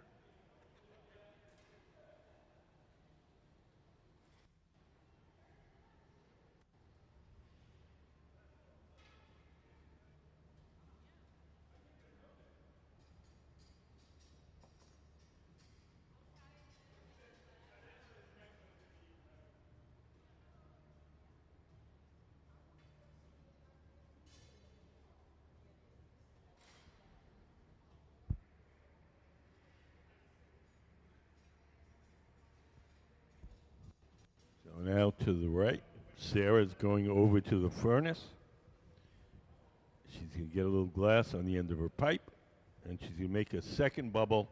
And we're going to use this second bubble to make the handle of the pitcher.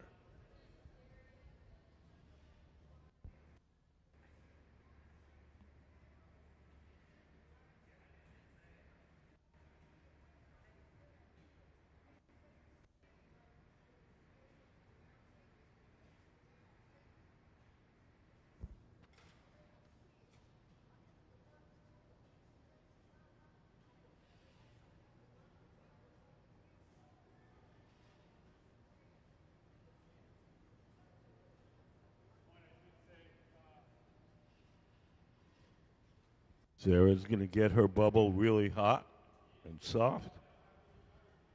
She's going to bring it to Ben, sitting at the workbench. He's going to attach it to the pitcher. Here she goes. You stick it on, stretch it out, snip it off.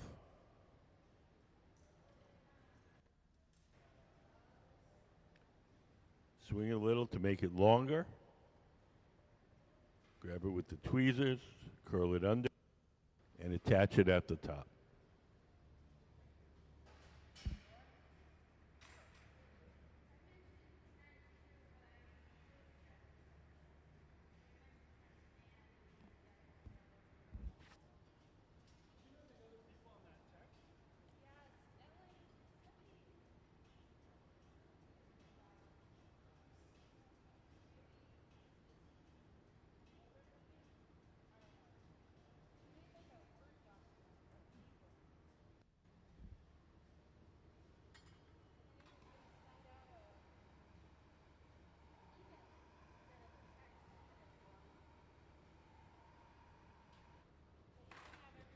Everything we make has to be cooled slowly or it'll break.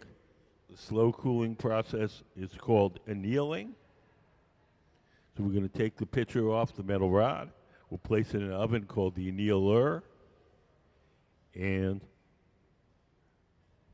at the end of the day, we'll start the cooling cycle and slowly turn temperature down overnight so it cools and doesn't break.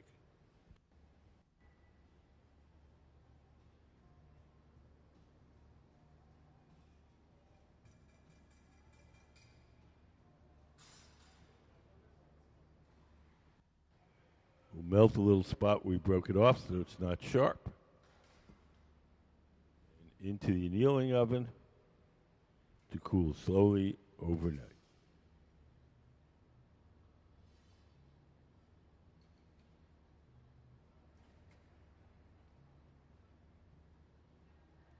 Yeah, go ahead. So that's our team, our resident team of glass blowers. Ben Cobb in the gray shirt, Sarah Gilbert in the black shirt and gray shorts, and Gabe Feenan wearing the hat.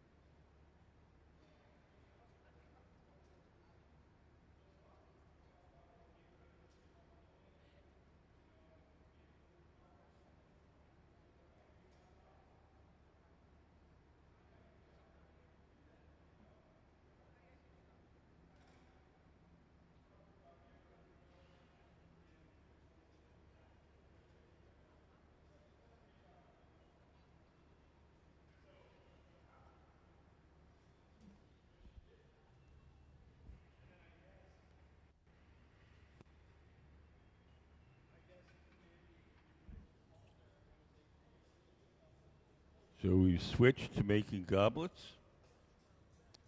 Right now, they're making the bowl of the goblet, the part that you drink out of.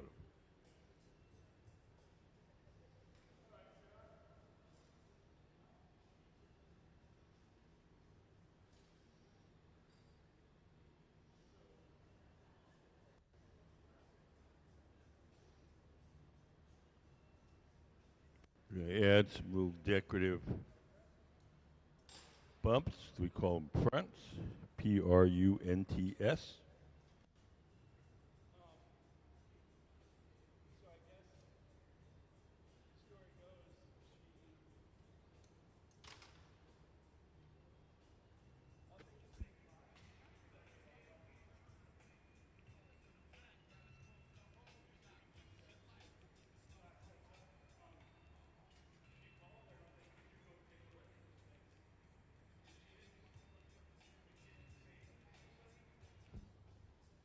We dab on a little molten glass. We have a little steel stamp.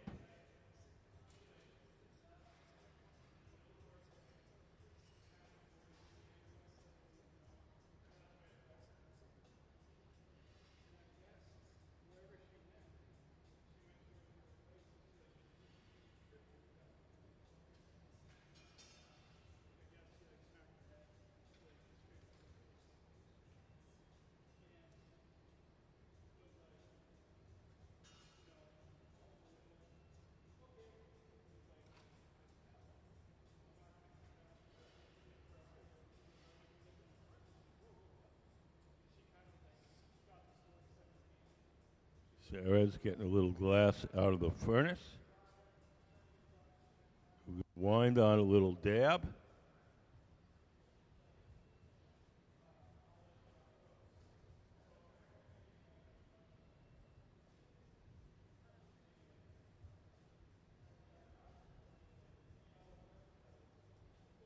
We're going to get a little second dab, and we're going to make these little narrow parts that you see on all the goblets. Those are called avolios, these little spindle-shaped decorations.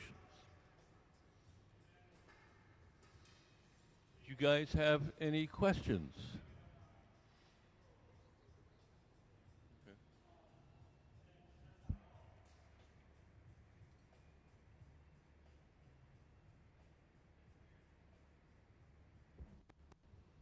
The next thing we're going to do is transfer this bowl of the goblet from the rod it's on now to a second steel rod called the punty. The punty will hold it from the bottom, and then we'll be able to open up the top.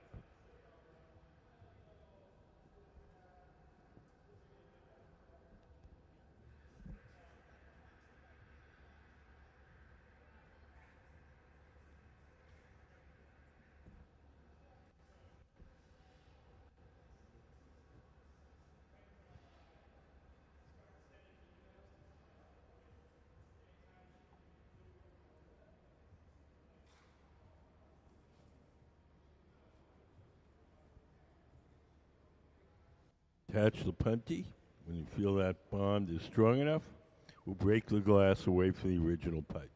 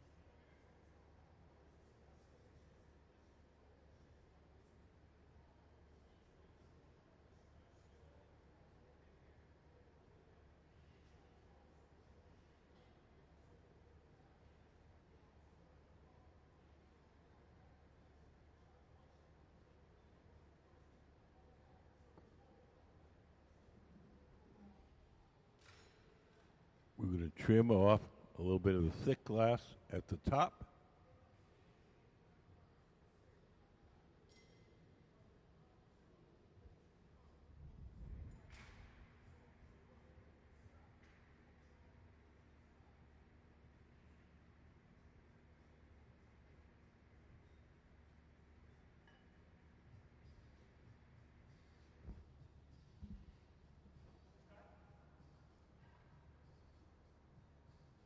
Now Ben's going to widen that opening so you can drink out of it.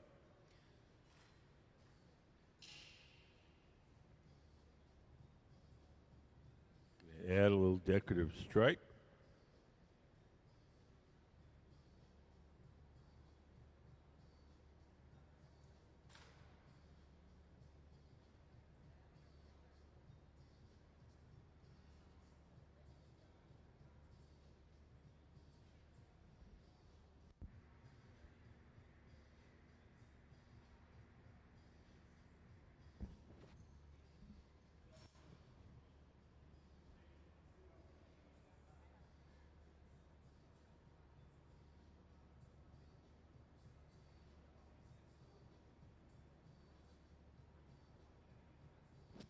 Now we're going to widen the opening some more using the jacks.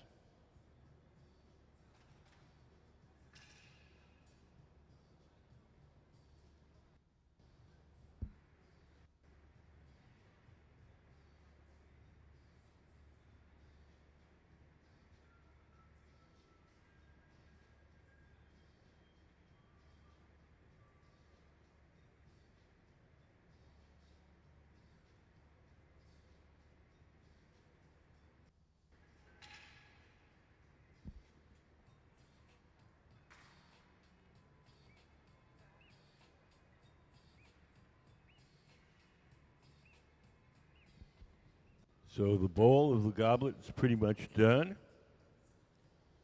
We're going to take it off the metal rod. We're going to place it in that silver oven with the curved side. That oven is called the garage. It operates at half the temperature of the furnaces. It's hot enough to keep the glass from breaking, but it's not hot enough to make it soft. So whatever goes in the garage stays warm, holds its shape. When we're ready to use it, we'll pull it out and heat it up a little extra.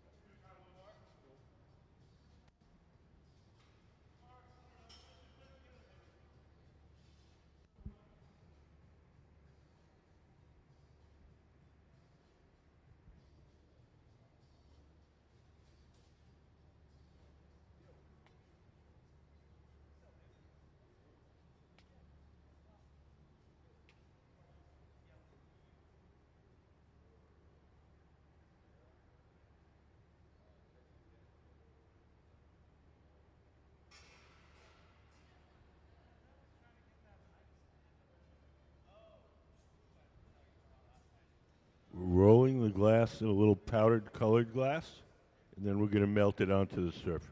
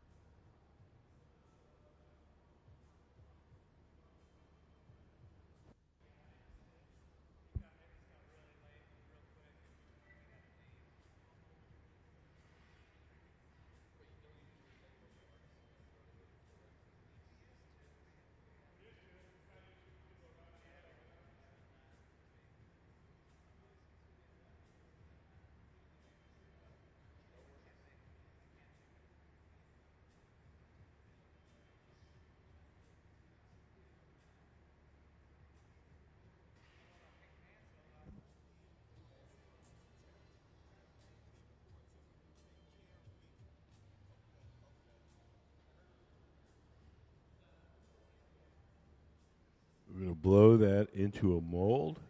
It's called a pineapple mold. And it's going to give a kind of diamond texture to that bubble. And that'll be this section of the stem of the goblet.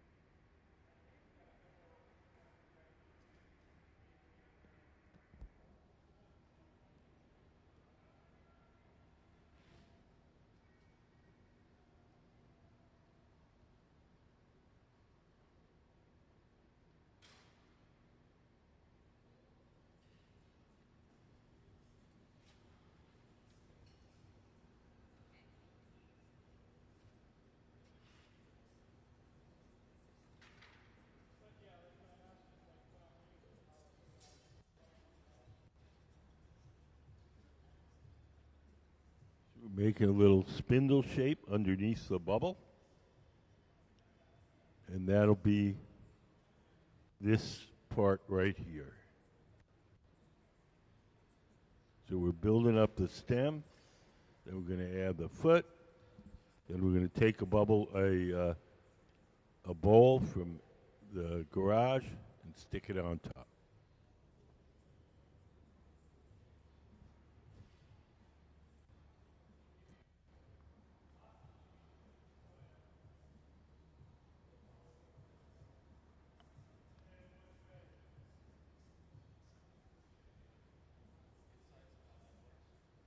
Gabe to the right. It's made another bubble. We're going to use this bubble to make the foot. We're making what's called a blown foot because it's made from a bubble.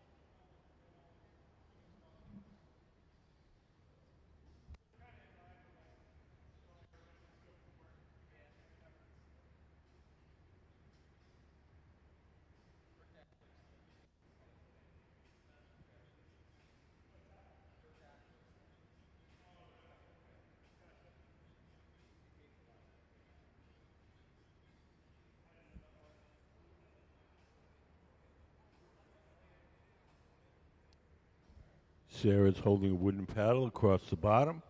Make sure that the foot of the goblet is nice and straight and will sit nicely on the table.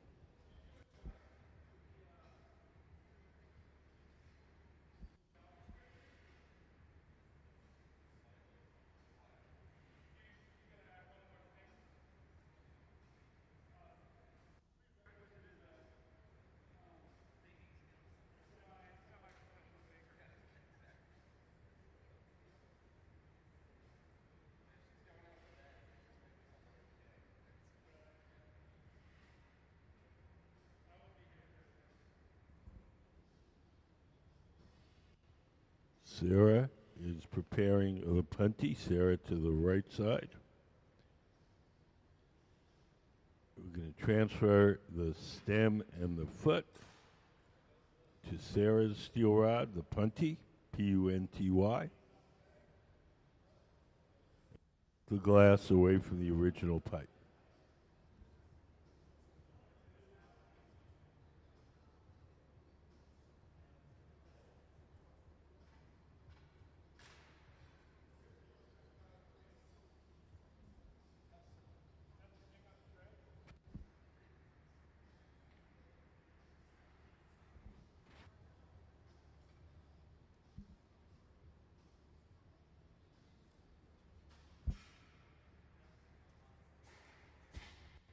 Getting ready to attach the bowl of the goblet, part your drink out of. Made the bowl a little earlier this morning. It's sitting in the garage, the silver oven with the curved side, staying warm. Gabe is warming it up a little extra before we bring it out into the cold air.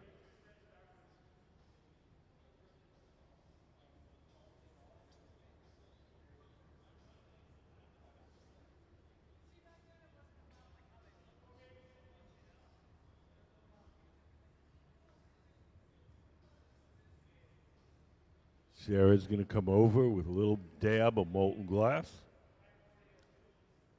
followed quickly by Gabe with the bowl.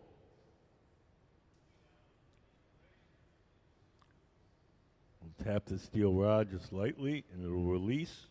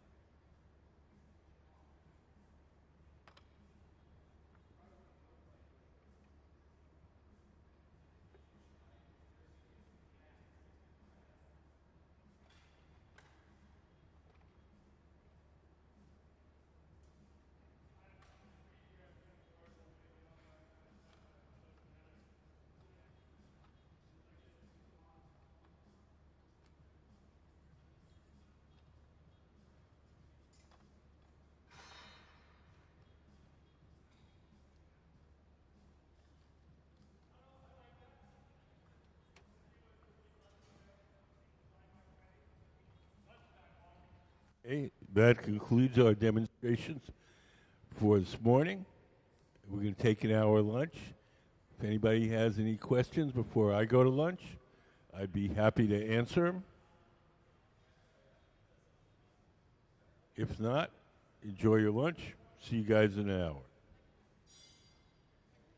What? Oh, you're welcome. Thank you very much for coming in.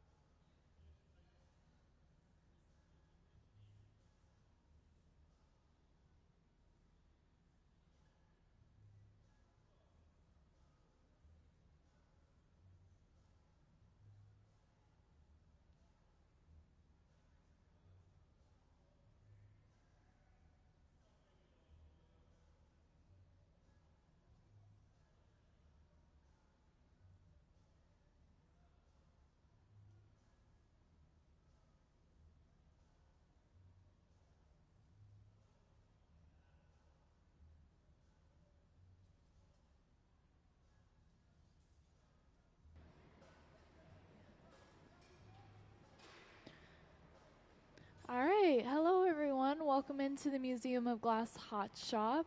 My name is Charlotte. I'm going to be your MC. So if you have any questions that come up while our glass blowers are doing their kind of live demo, let me know. I'm here to answer them and kind of chat with you about what's happening in our hot shop.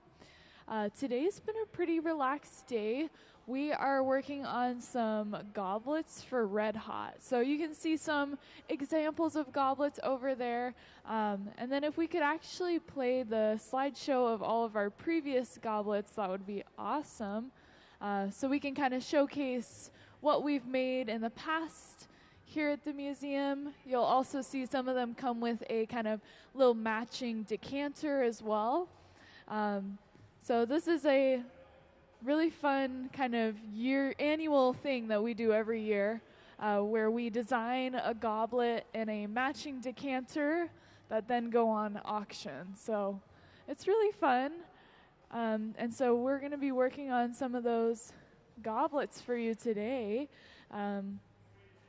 They should be pretty simple when it comes to like color and design, just because we're trying to practice mostly technique and also trying to still figure out what our design for this year will be.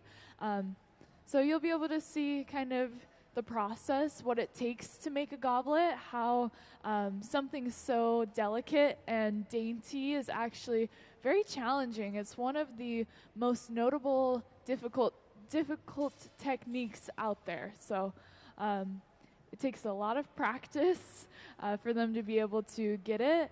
And it's simply just because the goblet is kind of a stacking, almost like a game of Jenga. Like you're having to get all these individual pieces to stack with one another in a very meticulous way to ensure that it's not lopsided or, a little bit crooked. And since all those parts are also very thin and small, we have high chances of breakage. So with all the things kind of coming together, it makes it really challenging. So we'll see what they're going to be doing. We do have a here right now that has some damage to it, very sad and unfortunate. I don't know, they're discussing how they're going to kind of fix it. So it might be a second until we get started on our first official goblet of, after lunch. But otherwise, I will kind of keep you guys updated, let you know what's happening here in the hot shop. And for now, kind of let you just hang out until they get going.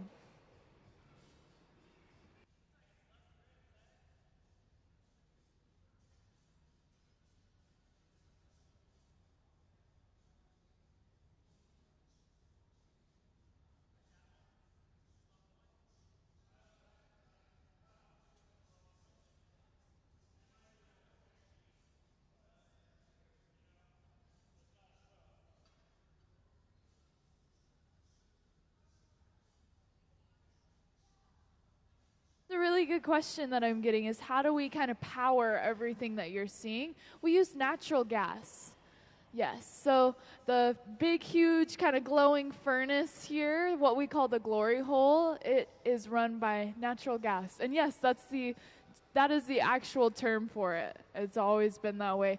Some people like to call it, the reheating chamber, but they would, tell you that it's the glory hole. So it gets up to about 2,300 degrees Fahrenheit, so really, really hot. And it's all just kind of compressed air and natural gas going into that very small space to heat it up. So it heats up kind of like your oven at home, kind of preheats in the morning, and then it stays on for the whole day.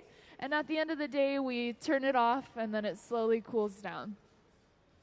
So the thing in the hot shop that will stay on 24/7, which usually kind of amazes people, is our glass furnace. So you can see right now, he's getting some glass on the end of his pipe inside of that glass furnace, coming out with, this molten, glowing glass that's completely clear.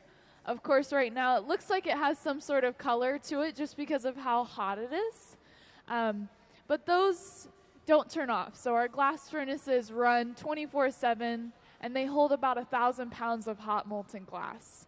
So you can imagine if we were to turn them off at the end of the day, like everything else in here, we wouldn't have glass in the morning to be able to work with tomorrow. So they are on all the time. And we do have 2 of them in our hot shop. So you'll notice we're kind of using the one on this, I guess that's your right side of the hot shop. And then we also have this one on the left side as well. So you'll see that they use this big chamber, this glory hole, to actually reheat their glass. So when the glass starts to rapidly cool down because of the environment, they will go back into this glory hole to heat it up again. It allows them to be able to work with it for much longer and be able to manipulate it. And you'll see that he actually just went into what we call an optic mold and gave the glass this texturing, this patterning on the surface that he then actually went in and twisted as well. So we're already getting started in some of the kind of smaller parts that go into a goblet.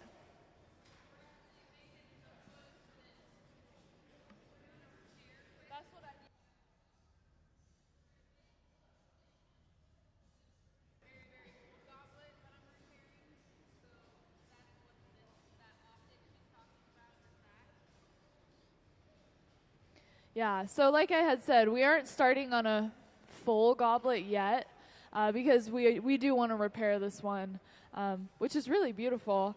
So you can see it's hard to tell right now, but the glass that we're working with has been colored. So we colored it with a similar kind of translucent white. It's very kind of this milky color, but when it starts to get really hot, when it heats up, the color gets distorted. And so you're seeing it and it looks like it's completely clear, but it does have that color in it already. And like she said, we're making the foot. So this is going to be kind of the spot where the goblet's able to rest. And if we could actually show the anatomy of a goblet slide, we could actually kind of look at all those, intricate little parts that go into kind of your typical, more traditional goblet. So this is what would be expected, what you would find. And you can see how everything kind of has to perfectly stack together to be able to form the entire piece. So eventually we'll get to this where we start making the full thing, but for now we're kind of just making that bottom part. We're just making the foot and part of probably the stem to reattach it, but otherwise, what's your question?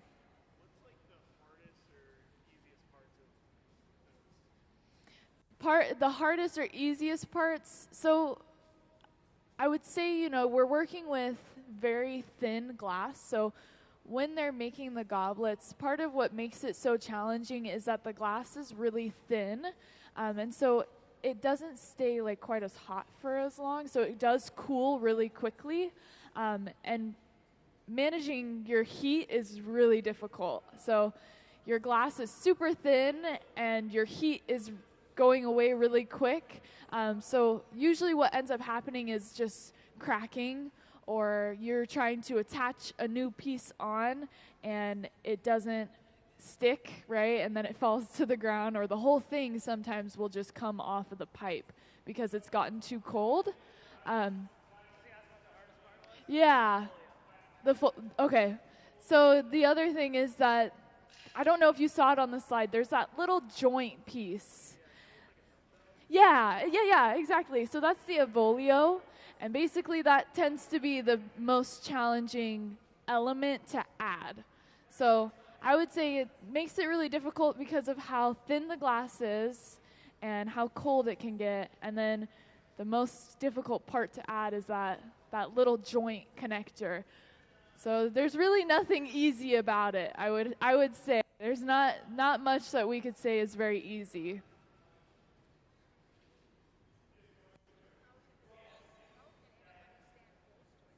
Yeah, that's a good question.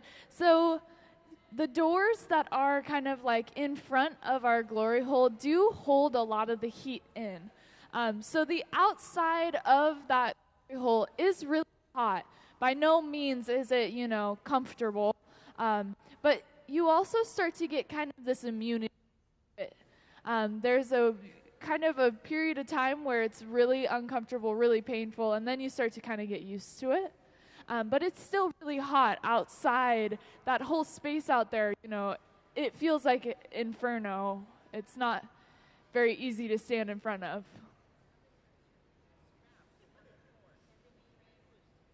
Yeah, that's a great question. So we're asking, the scraps that you're seeing on the floor of the hot shop, can we reuse them? And the answer is sometimes we can. So what really matters is whether or not it has been colored or close to color. We don't want to risk reusing it and contaminating our clear glass, because like I said, everything inside of our glass furnace is completely, I think it's, okay, so it's completely clear. We don't want to color it in any way. So if the glass on the floor is clear, we can find ways to reuse it. If it has been colored, oftentimes it's hard to find a way to, reuse the glass. But we've opened up to local artists before and let them come and kind of pick through our scraps.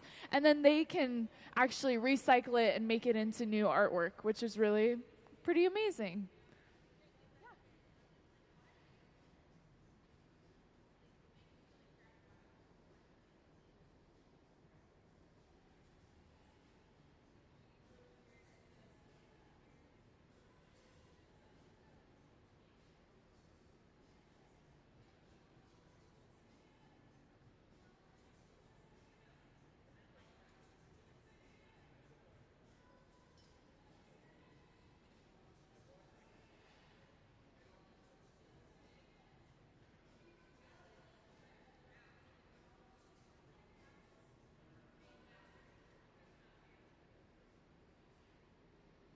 So for those of you that are recently joining us, welcome in. Welcome to our hot shop.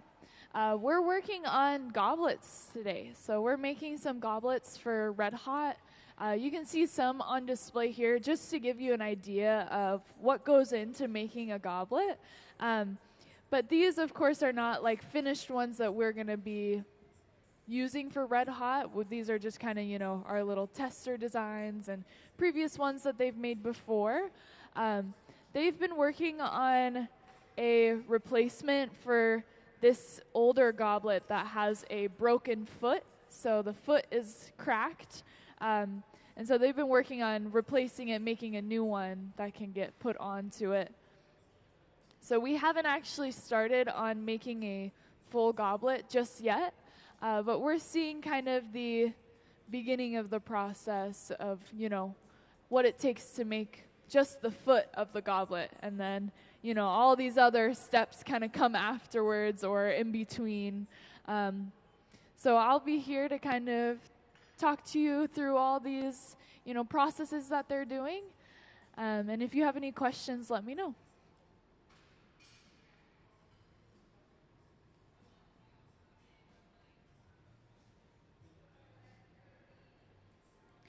So you may have noticed that they went ahead and took that glass that we had blown on the blowpipe, and they actually attached it onto this other solid pipe and then blew a little bit more air and kind of cut it away from its blowpipe.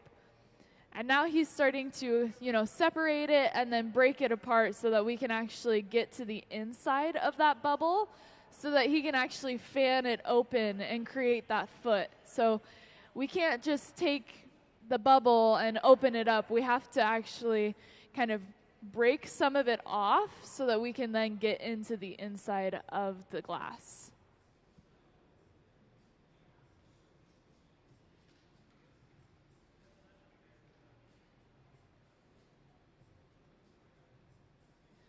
So you'll be able to see there's that very tiny little hole on the kind of end of the glass that he was able to go inside of with his jacks. So this metal tool that he's using is what we call the jacks. And he's able to start kind of applying some pressure and fanning that glass out and open to create basically like a flat little plate, almost a platter, that will then become the foot of the goblet.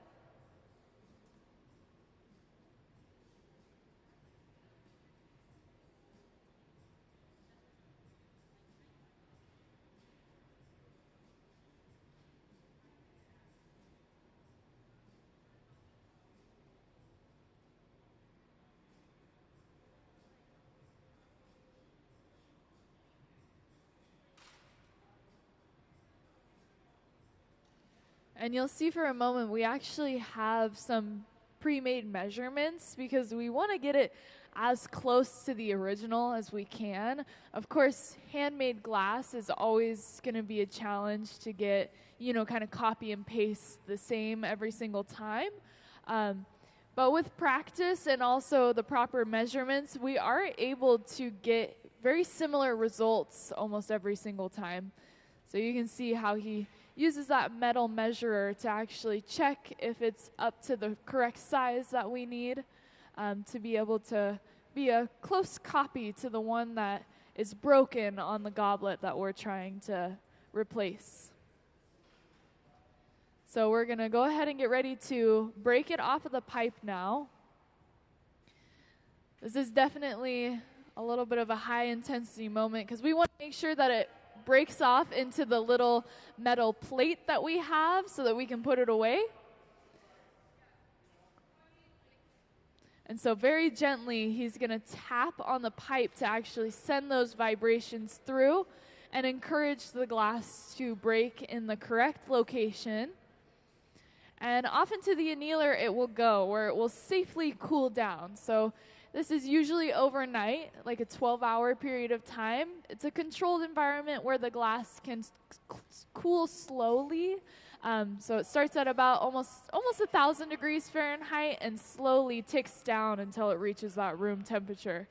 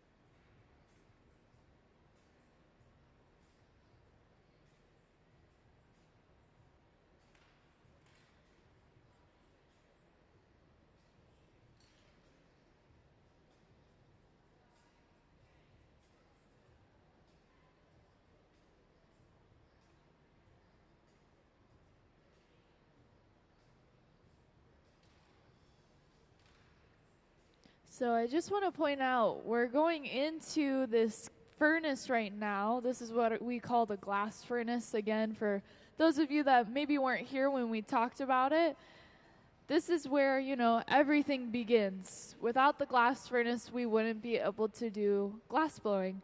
All of our glass is kept in there nice and hot. It's in a molten state so that we can actually pick it up onto the end of a stainless steel rod or pipe and be able to start working with it. All of the glass in the glass furnace is completely clear, so it has absolutely no color to it, but it's so hot that it looks like it has some sort of color. It's kind of glowing this very yellowy orange color, but as it cools down, that glow starts to disappear, and then you see that it's completely colorless. Any color that we add to the glass, we kind of have to do manually. We have to do it separate. So it'll never come out of the glass furnace colored. We have to actually add the color ourselves. And there's places where you can find, glass studios or hot shops that have already, hot color. But in our case, we just use our glass furnace that has clear color in it. And we go in and add color in a few different ways. We can either add it through a solid kind of bar of color. We can do a crushed up version of it where it's kind of rocky. It's like more of this chunkier texture. Or we can do it in a full powder. So it'll be almost like sand or even like powdered sugar. Very fine dust that we can kind of sift onto the surface of the glass. In our case, we are using a color. It's just a very translucent and milky white that is very hard to see when it's so hot. Just because, again, the glass is so hot that the color will be distorted. So we won't actually see that kind of color show up until it starts to cool down rapidly. But you can see that the goblet we have kind of on this metal marver, this table here, you can actually see that very translucent, milky white color that we're trying to replace on this goblet.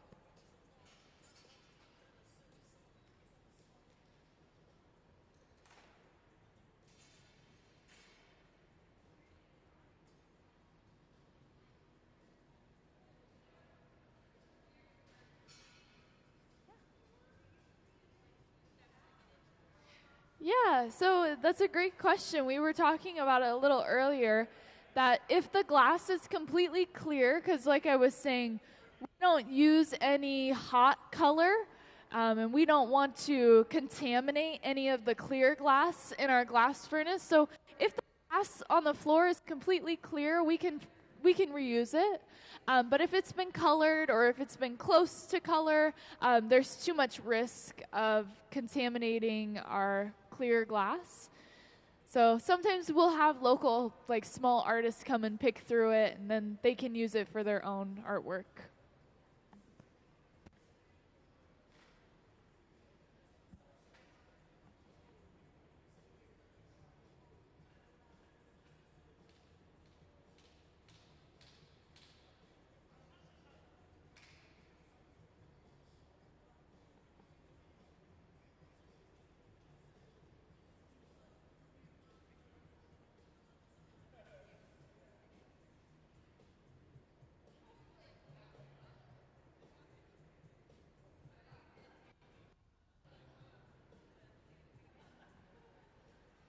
So the process of making the foot for this goblet that we're trying to replace, it's a pretty quick process. We're able to get, one done after the other.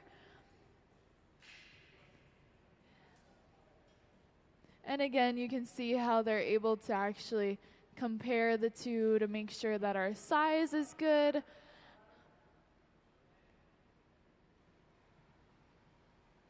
And then we're going to go ahead and get ready to break it off with a pipe again. So just how we did with the last ones, you're seeing that he's heating it up right at that location where he wants it to actually break off.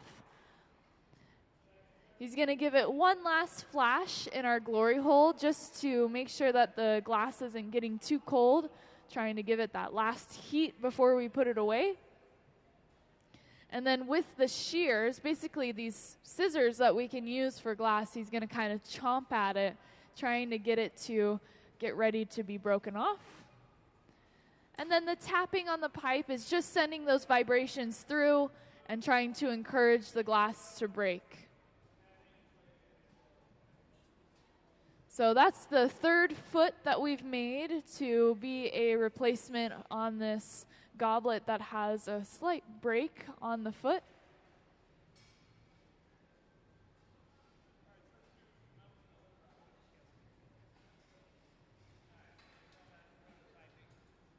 All right, so we're going to be going into making full goblets now. So some prototyping for the red hot goblets.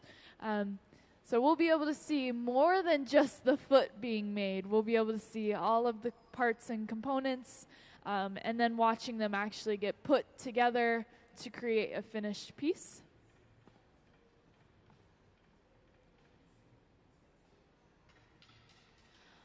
Oftentimes, something that can be really helpful, especially for, something like goblet making that has a lot of individual parts. Again, I'll put up, can we see the slide of the anatomy of a goblet so that we can get an idea how many parts are really going into, one singular piece, one goblet. Oftentimes, we can break it into kind of halves. So one half will get finished first and then put into this big silver box right here called the garage. And this is kind of like a waiting room for the glass. It keeps it at a stable temperature where it's safe. It's not going to get too hot or too cold. So we can kind of let it hang out in here until we're ready for it. So we can make, maybe just the bowl and the avolio of the goblet, and kind of store it away until we're ready for it to attach to, the stem and the foot.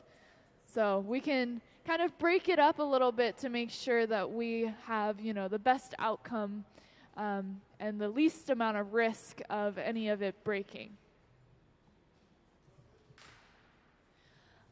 And just a reminder, goblet making is extremely challenging. But our glass artists, our glass blowers are very talented and have been doing this for a very long time. So they're going to make it look effortless and rather easy. But I promise you it's not a process that a beginner glass blower would be, able to accomplish very easily.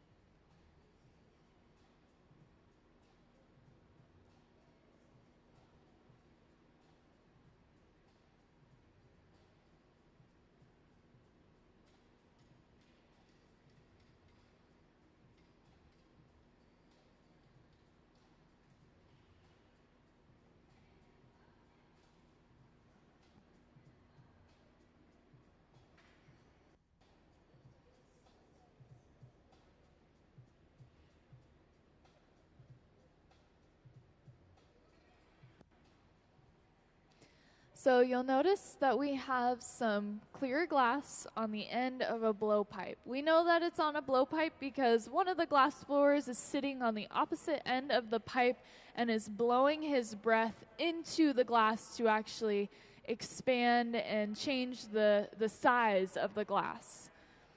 So we've already started to kind of blow that air into the glass.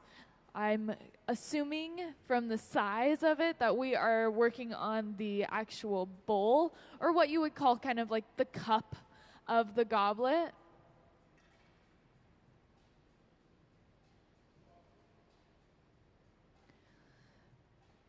So we went from a very kind of spherical shape, right, this very round shape, to this more kind of oblong, almost oval, just by actually spinning the glass. So by that force, pulling the glass outwards, we're able to actually elongate it and lengthen the glass.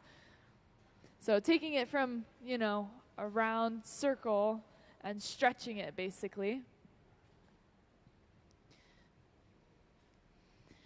And you'll see now we have a punty, solid pipe with a little bit of glass on the end that we're actually going in and adding small details onto the surface of the bowl of the goblet. So you can see the glass is hot enough that they're able to attach it and then actually cut it and trim it away to leave just a small dot of glass.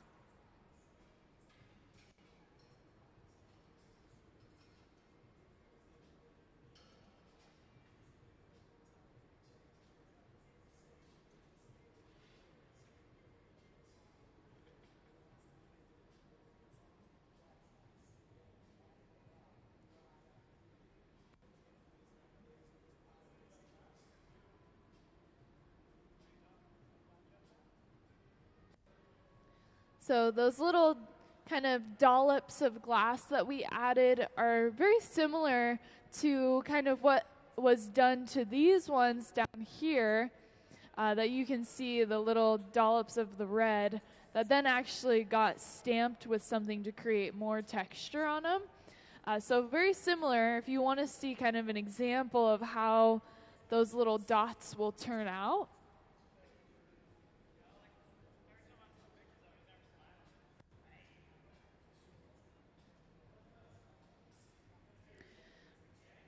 And you'll see that we just added a little bit of glass onto the end of the bowl, and this is what's going to become the avolio. So this is one of the most challenging parts to add onto the goblet, because it has, you know, this disc that's connected by a small rod of glass. So we have to be very careful about how we kind of change and manipulate the glass, making sure that we keep it nice and thin and that we achieve that kind of, somebody was saying like a dumbbell almost, shape to it. And again, we have these examples down here just so that you can get a really good idea of what all these different parts and pieces look like once they're finished.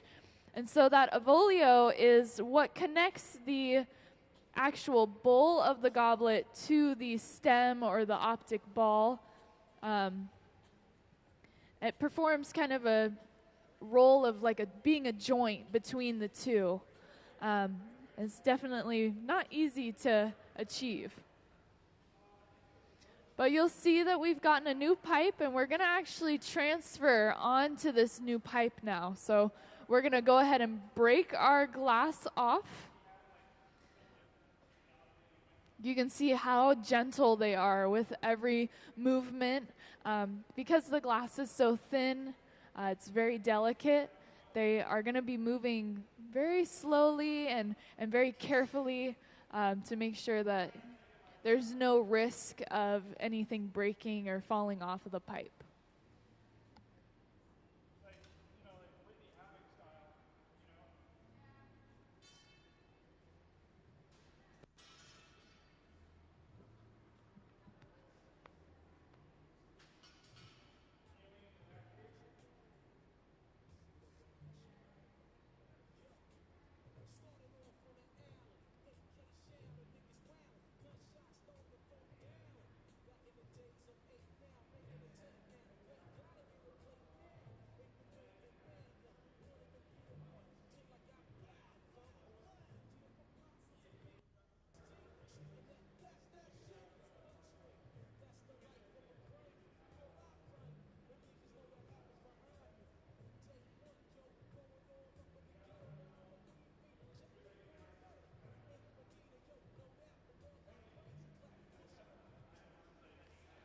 So one of the reasons that we actually disconnected from our blowpipe is so that we could rotate the piece and be able to start opening up our bowl or the cup of the goblet. So you're going to see how he's going to start kind of trimming away some of that excess glass, getting a really nice clean edge. And then he's going to heat it up enough that we can start to open it up. So he'll actually go from the inside of the glass and start to open it so that we can get a lip line of where you would be able to drink from the goblet.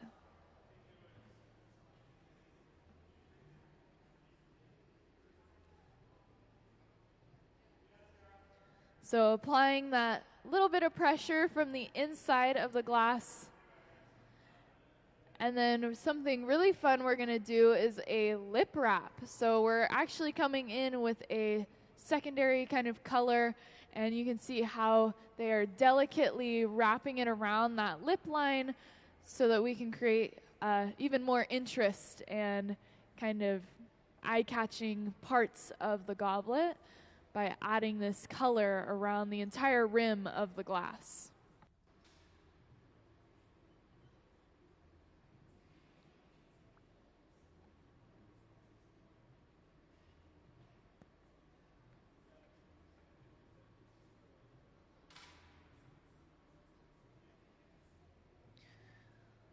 So you'll see he just actually was able to blow some more air back into the glass, even though we've disconnected from the blowpipe.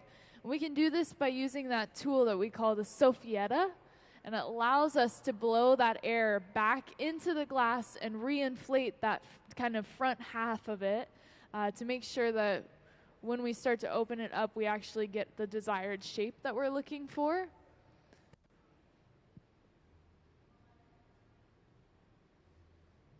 And you can see just how quickly we're able to open up that glass, and suddenly it goes from being, you know, almost fully closed to all the way open. And now you can see how that's going to be, you know, where your liquid would be poured into in the goblet.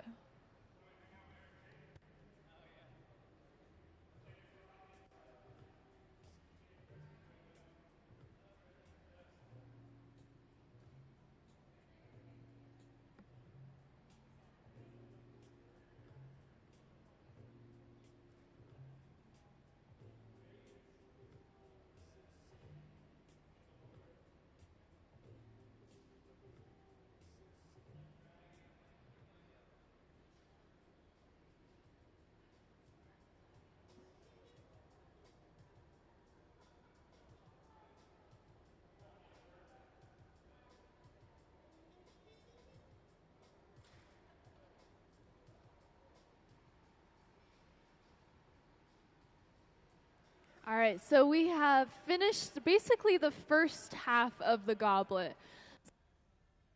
We break the goblet into two different parts that we make it in. So we've already finished the first half. We're going to, like I said, break it off and put it away into this garage where it will hang out and stay until we make the second half of the goblet.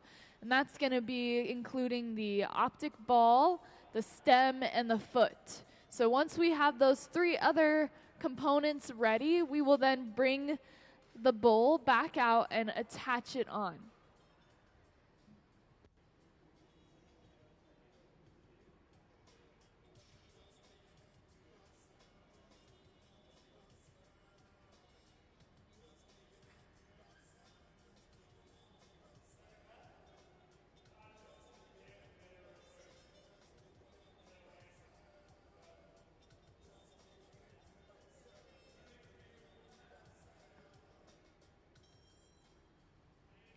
So oftentimes when we're working kind of in this style of wanting to get quite a few done within a shorter amount of time, they would actually go and make another cup right now. So they would continue the process of making and preparing cups and then kind of storing them up in here so that we could just make a bunch of finished goblets kind of back to back.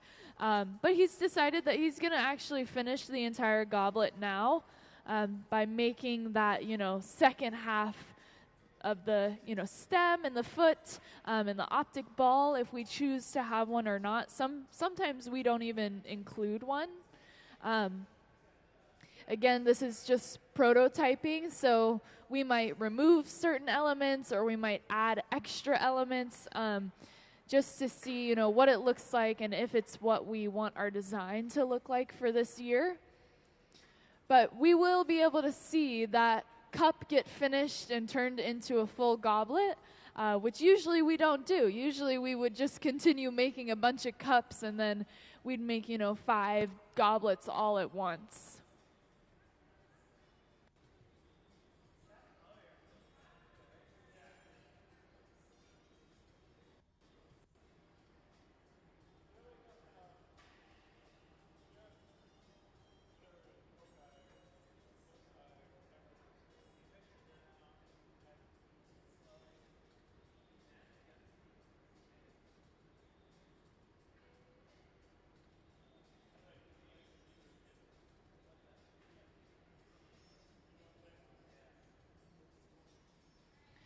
So you'll see he's going into that optic mold, which again creates this kind of patterning, this texture on the outside of the glass. And then he's going to go in and actually kind of spin that pattern to create even more of a, kind of spiraling detail to the outside of the glass.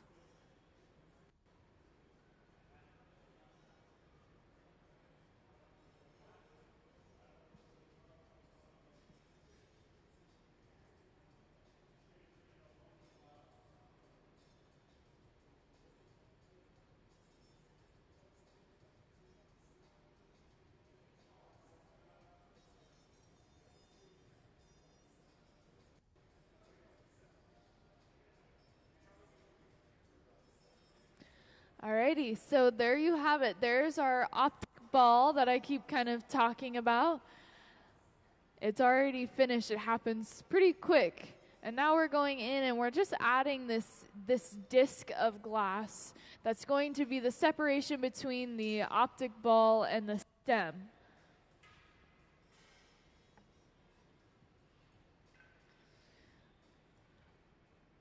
He will go in and kind of shape it a little bit more. Make sure that it's also flattened, which we use a wooden paddle to actually do a lot of the flattening of the glass. This is one of the ways that we also will flatten the bottom of a vase or a cup or a bowl. We'll use a wooden paddle.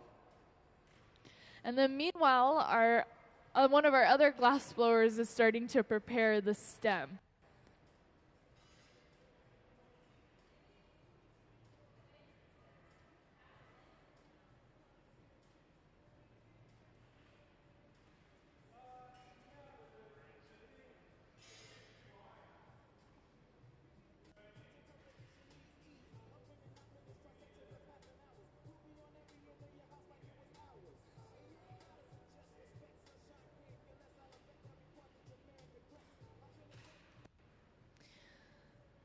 So, my mistake. It looks like the glass that we had added is actually going to be our stem. It's just a shorter stem. So it doesn't, maybe look the same as this one over here that I was thinking of, where the stem is actually pretty long, and it's blown as well. They went ahead and went for we're looking at more of this design, where the optic ball is pretty large, and then the stem is really short. And so we're going in and already adding that foot onto the goblet and going to be opening it up, and then we're going to get ready to transfer it onto a new pipe and then attach our cup onto it and have a full finished goblet.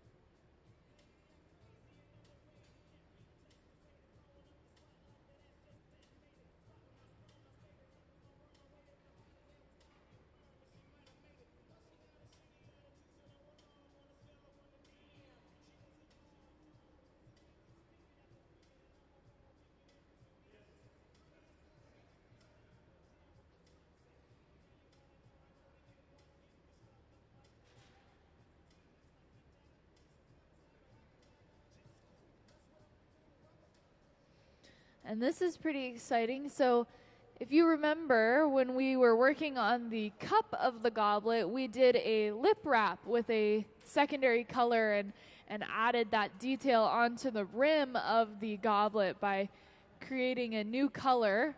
We just did the same thing, but now on the foot. So the rim of the foot will also have this color around the entire outer edge.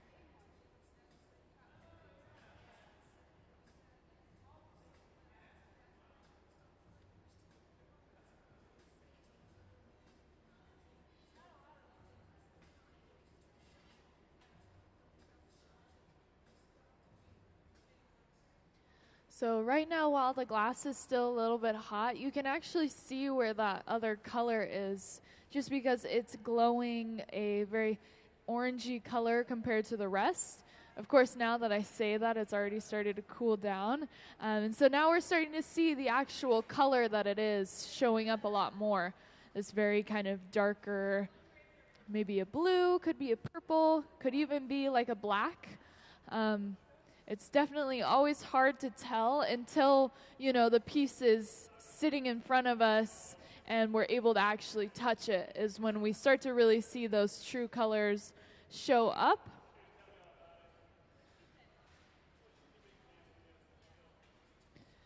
But what we're going to see is that one of our glass blowers is in the garage starting to get the cup ready.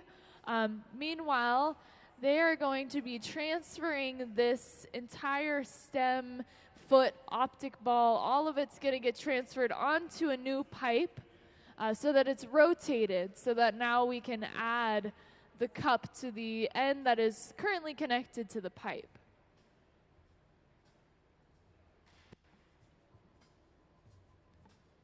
And for those that are, you know, recently joining us, we're working on some prototype goblets for the Red Hot that we do yearly. So you can see some of the goblets that they've done here on the podium. And then I can also, if we could see the slideshow of our previous Red Hot designs that we've done in the past, you'll be able to see the goblets and their matching decanters that we've done. So every year we do, you know, a goblet and then its matching decanter. And these go on auction. Once a year we do it. It's really fun. And it's a original design by our Hot Shop team that you're seeing down here that are currently prototyping and working on this year's design.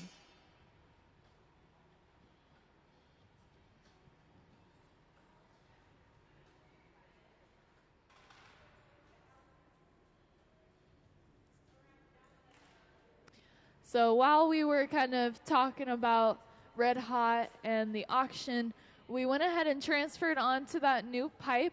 And so we have exposed the other side of the goblet stem.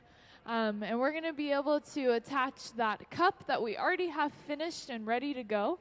So if you weren't here, we already made the kind of top half. And then it gets stored into this garage, which keeps it at a stable and safe temperature where it's not going to get too hot, not going to get too cold. And now we're going to start to pull it out and get it ready to be attached, and then we'll be able to see the full finished goblet.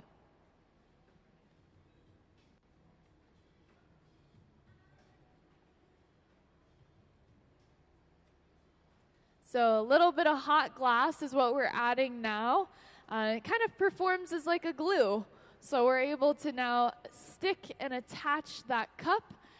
And everyone, here's our finished goblet. Some small adjustments will be made, making sure that it is even and that nothing is lopsided or wonky. And then we'll see it get put away into our annealer where it will safely cool down. So this is the moment where we get kind of the final look at the goblet in all of its glory.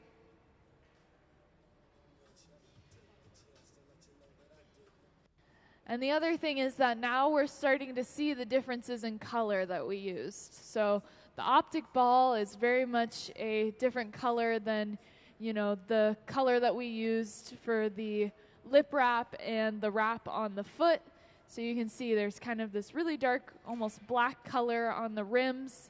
And then we have that optic ball, which is this very kind of almost iridescent, whitish color, like very opalescent. That we also used for those additional details that we dotted on the outside of the goblet.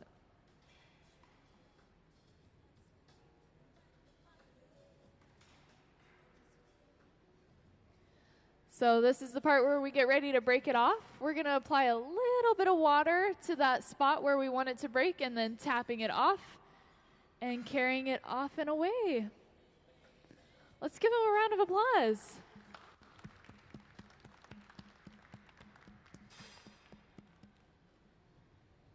So most of you were here for basically the whole process. And we're going to be starting on some more. This is what we'll be doing for the rest of today. So if you want to see, how we make the cup or, the whole process from start to finish, we'll be starting on another one in just a moment here. And if you have any questions, let me know.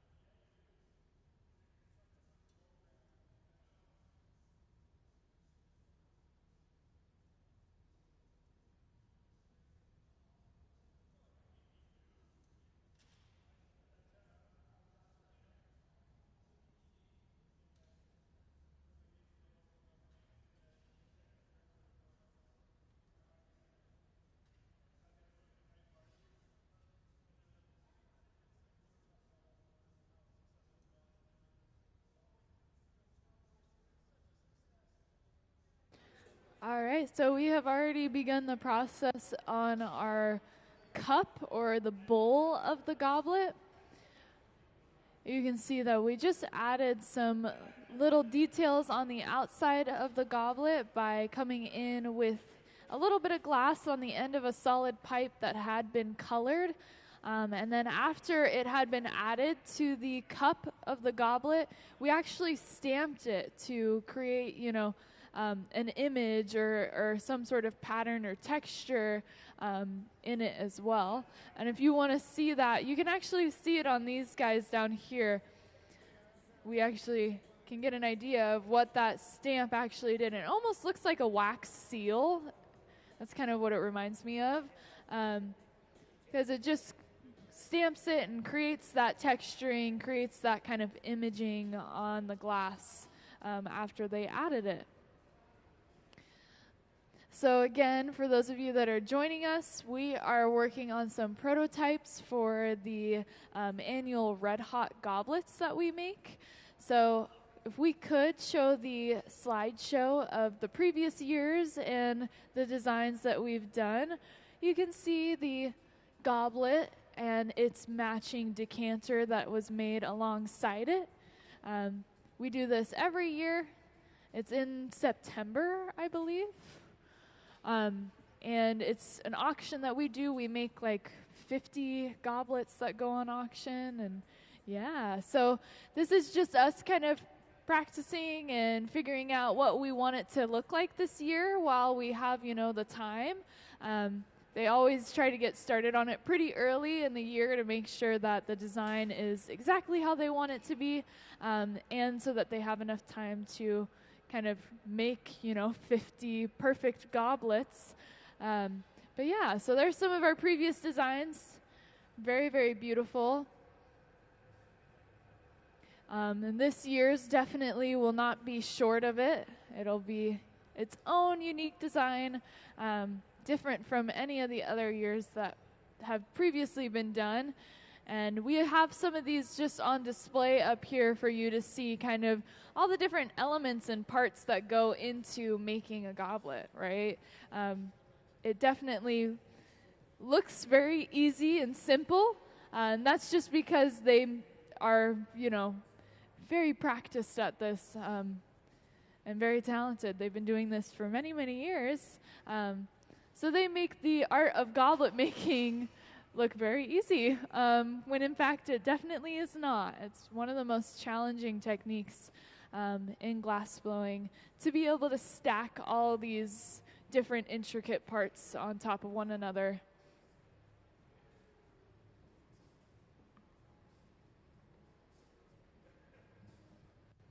So we're just finishing up the cup of the goblet now. So he actually transferred it onto a new pipe. And this is so that we can have access to the other side, so we can start opening up the glass. And that's how we're going to create the, the mouth or the rim of the goblet, so that you would actually be able to pour something into it and drink from it. So you'll be able to see next time that he comes to the bench, he's going to start kind of trimming away some of the excess glass that we don't need and getting ready to open up the cup of the goblet. So pinching at that opening, starting to kind of separate and pull away that glass, and then going in with the shears. These are like scissors that we can use to cut at glass, and trimming away that glass that he had pulled away from the rest. The other thing that's going to happen in a moment here is we're going to do a lip wrap. So we're going to actually wrap a color on the rim of the glass. So the entire lip will have a color on it.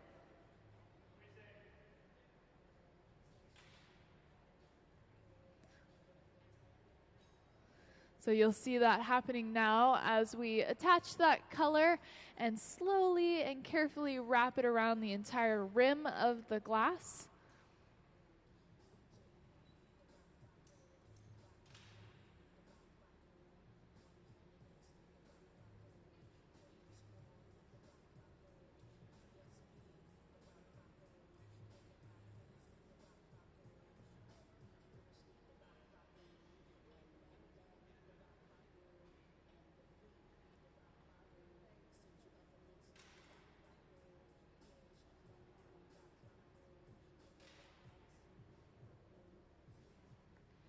And now that we have added that detailing to the actual lip of the glass, we're going to actually start to open it up. So you'll see him apply a little bit of pressure from the inside of the glass and start to kind of fan it open. And that's how it will become, these ones that you see sitting here. And you can see just how quickly that kind of happens, how when the glass is hot enough, it very easily kind of opens up. And we're also now going to get a really nice glimpse at how thin our glass is as well. So we're working with glass that is pretty close to paper thin. And that's what is part of what makes it so difficult to do goblet making. The glass is very thin, making it very delicate and very susceptible to heat change. So it can get hot really quick and it can get cold really quick. If we allow it to get too cold, that's when we start to have cracking and breaking. And then the unfortunate thing where it'll completely come off of the pipe. So it's a lot of balancing many different things. And it's very much not noticeable unless you are the one handling it.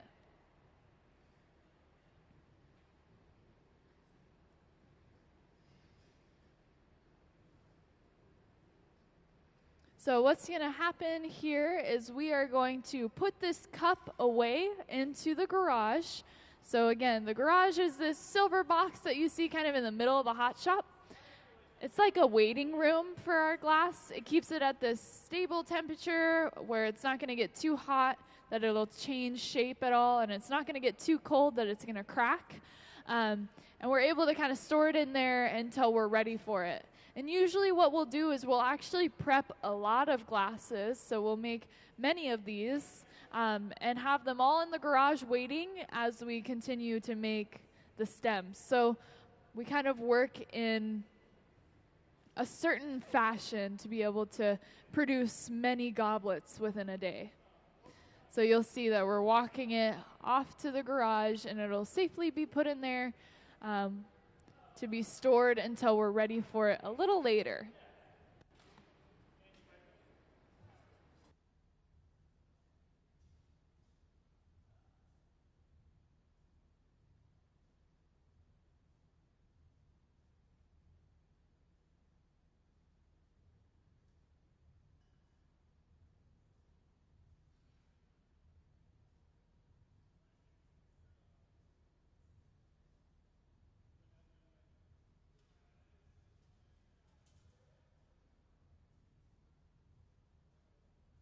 So just on the last goblet that we did, they decided to just make the second half, right, the stem and all that, to just be added on. I'm not sure if they're going to go ahead and make another cup or if we're going to just move on to the next, full finished goblet. So we'll just have to see, because as soon as he does the first step, I will know exactly what we're doing.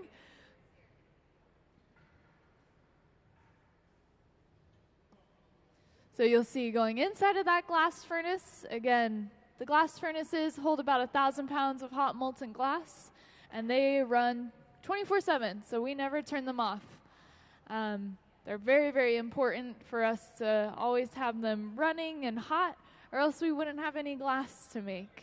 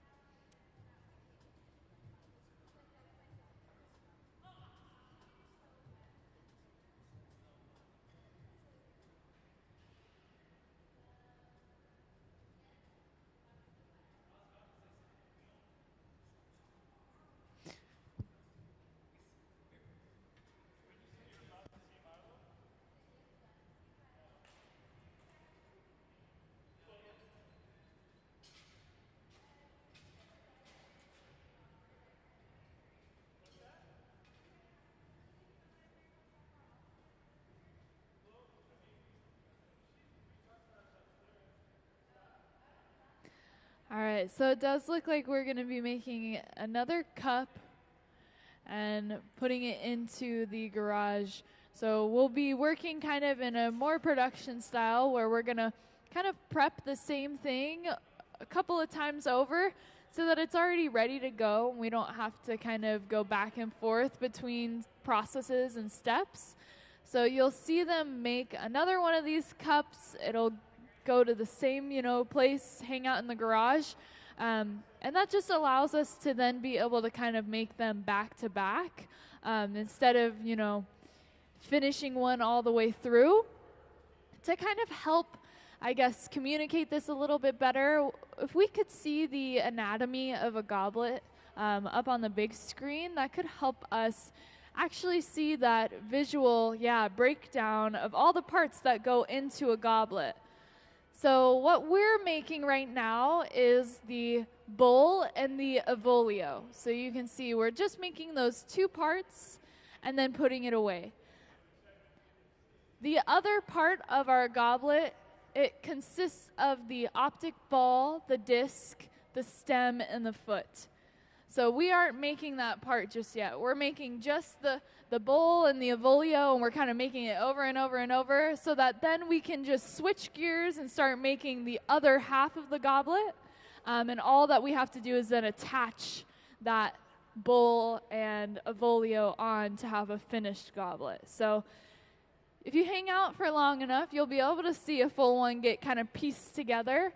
But for the time being, they're going to go and do it kind of the way that they're used to and what ends up making the most sense time-wise, right? It's much more efficient to go ahead and prep a bunch of those cups and then be able to just kind of piece it all together.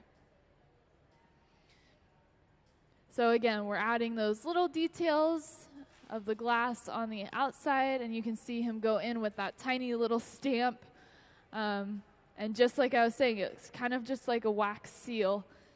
Very similar, little metal stamp that he goes in and just pushed right into the surface of the glass, creating an impression.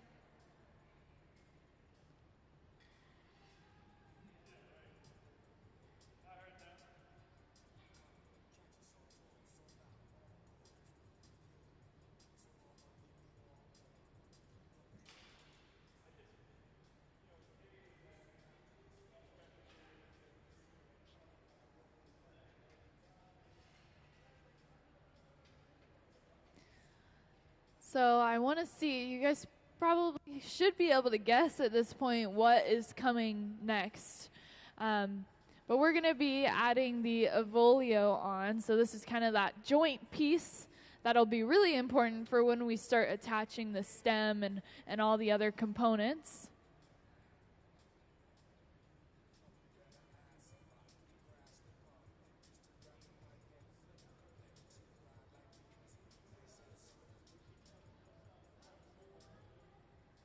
So you can see how we add that fresh glass onto the bottom of the cup.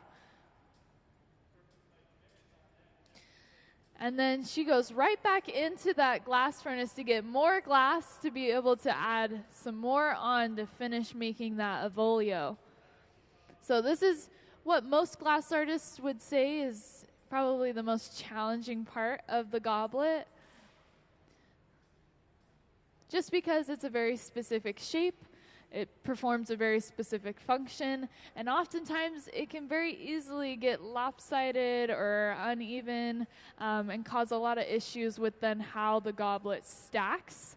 Because like you could see from that picture that we threw up, it's made up of a lot of different elements that all have to be kind of put together very cleanly and very symmetrical, right? Or else you end up with a goblet that kind of is leaning one way or the other.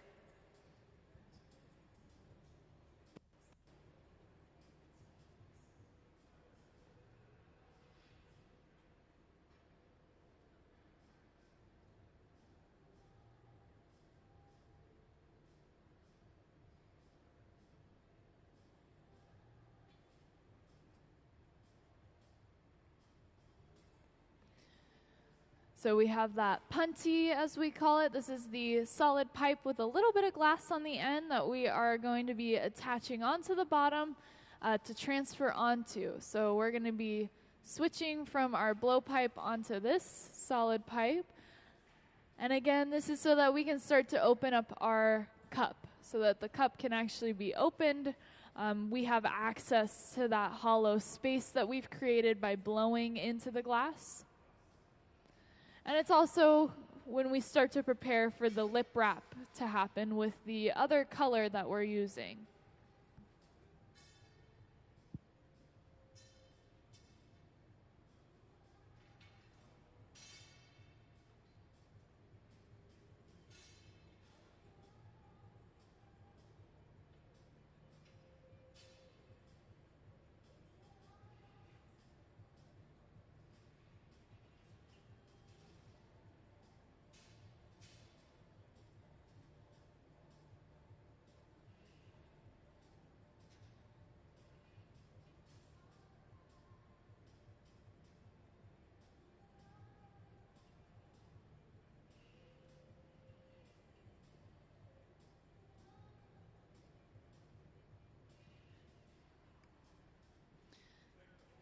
So I guess I'll mention while we're kind of just hanging out, if you're from the area and you're just visiting today, it's almost summertime. And so that means our mobile hot shop is going to start making appearances in the kind of, general area throughout, Tacoma, Lakewood, even Seattle. We're going all the way to the Seattle Art Festival. So if you're curious about our mobile hot shop, or even renting our mobile hot shop for any sort of event that you might be having, you can check it out on our website, get the information for it. And we're going to start doing a fun thing where we actually allow you to be able to track where our mobile hot shop is going. I love doing the mobile hot shop. It's probably one of my favorite things during the summertime. So you can find us at some of the local festivals that are going to be happening this summer.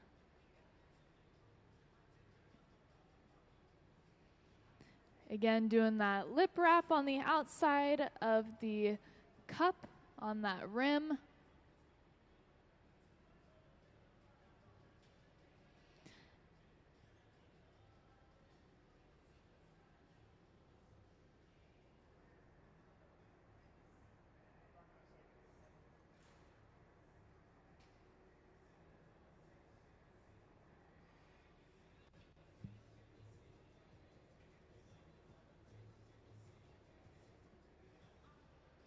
And again, going from the inside of the cup and fanning it, kind of applying that pressure and pushing it open.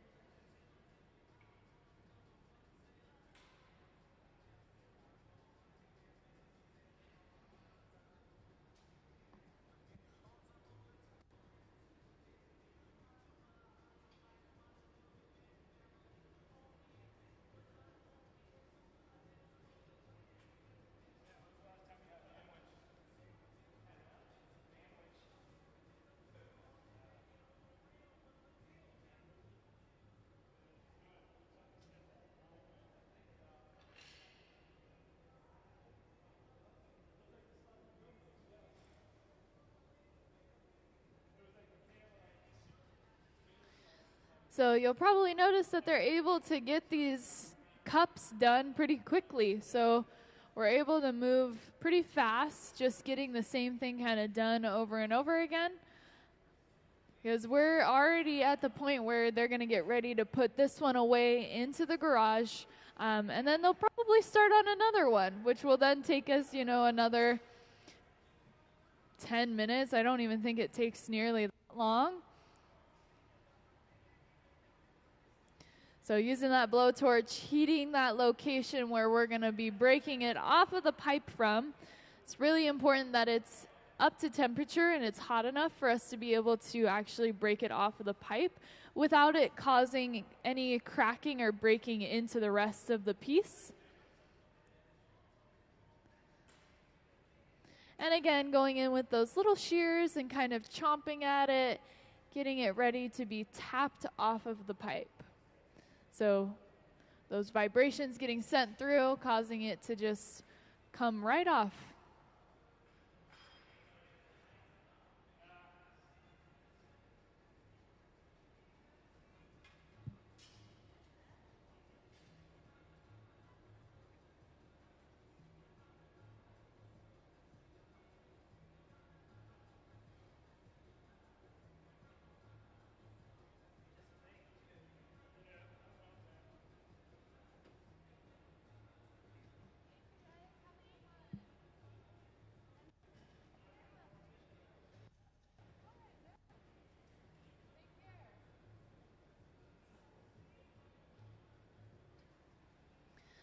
So it looks like we are starting on the stem. So we're going to be working on the kind of the optic ball, the stem, and the foot that will all be then attached onto the cup or the bowl of the goblet.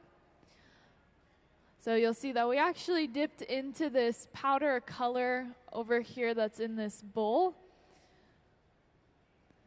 So this is what's coloring our glass for the optic ball.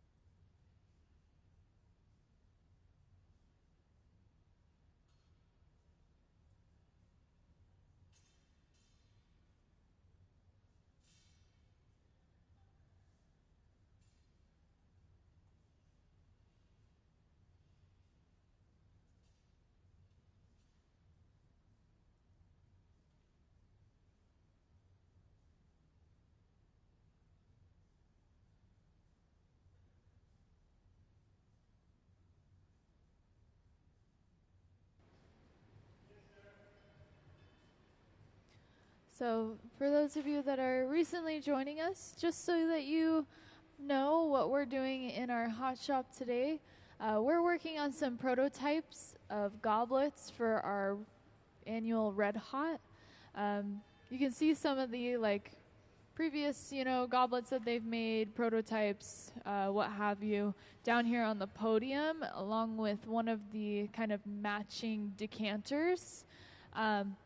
We're working on the stem right now. The stem is composed of a few different elements that are all kind of stacked together. And then we've also now added the foot onto the goblet stem. So what you're going to see now is that he's going to start to kind of fan it open and create that flat foot. And then we're going to get ready to actually attach the cup, which we already have pre-made and ready in our garage. So we kind of prepped it before we started making the stem and the foot.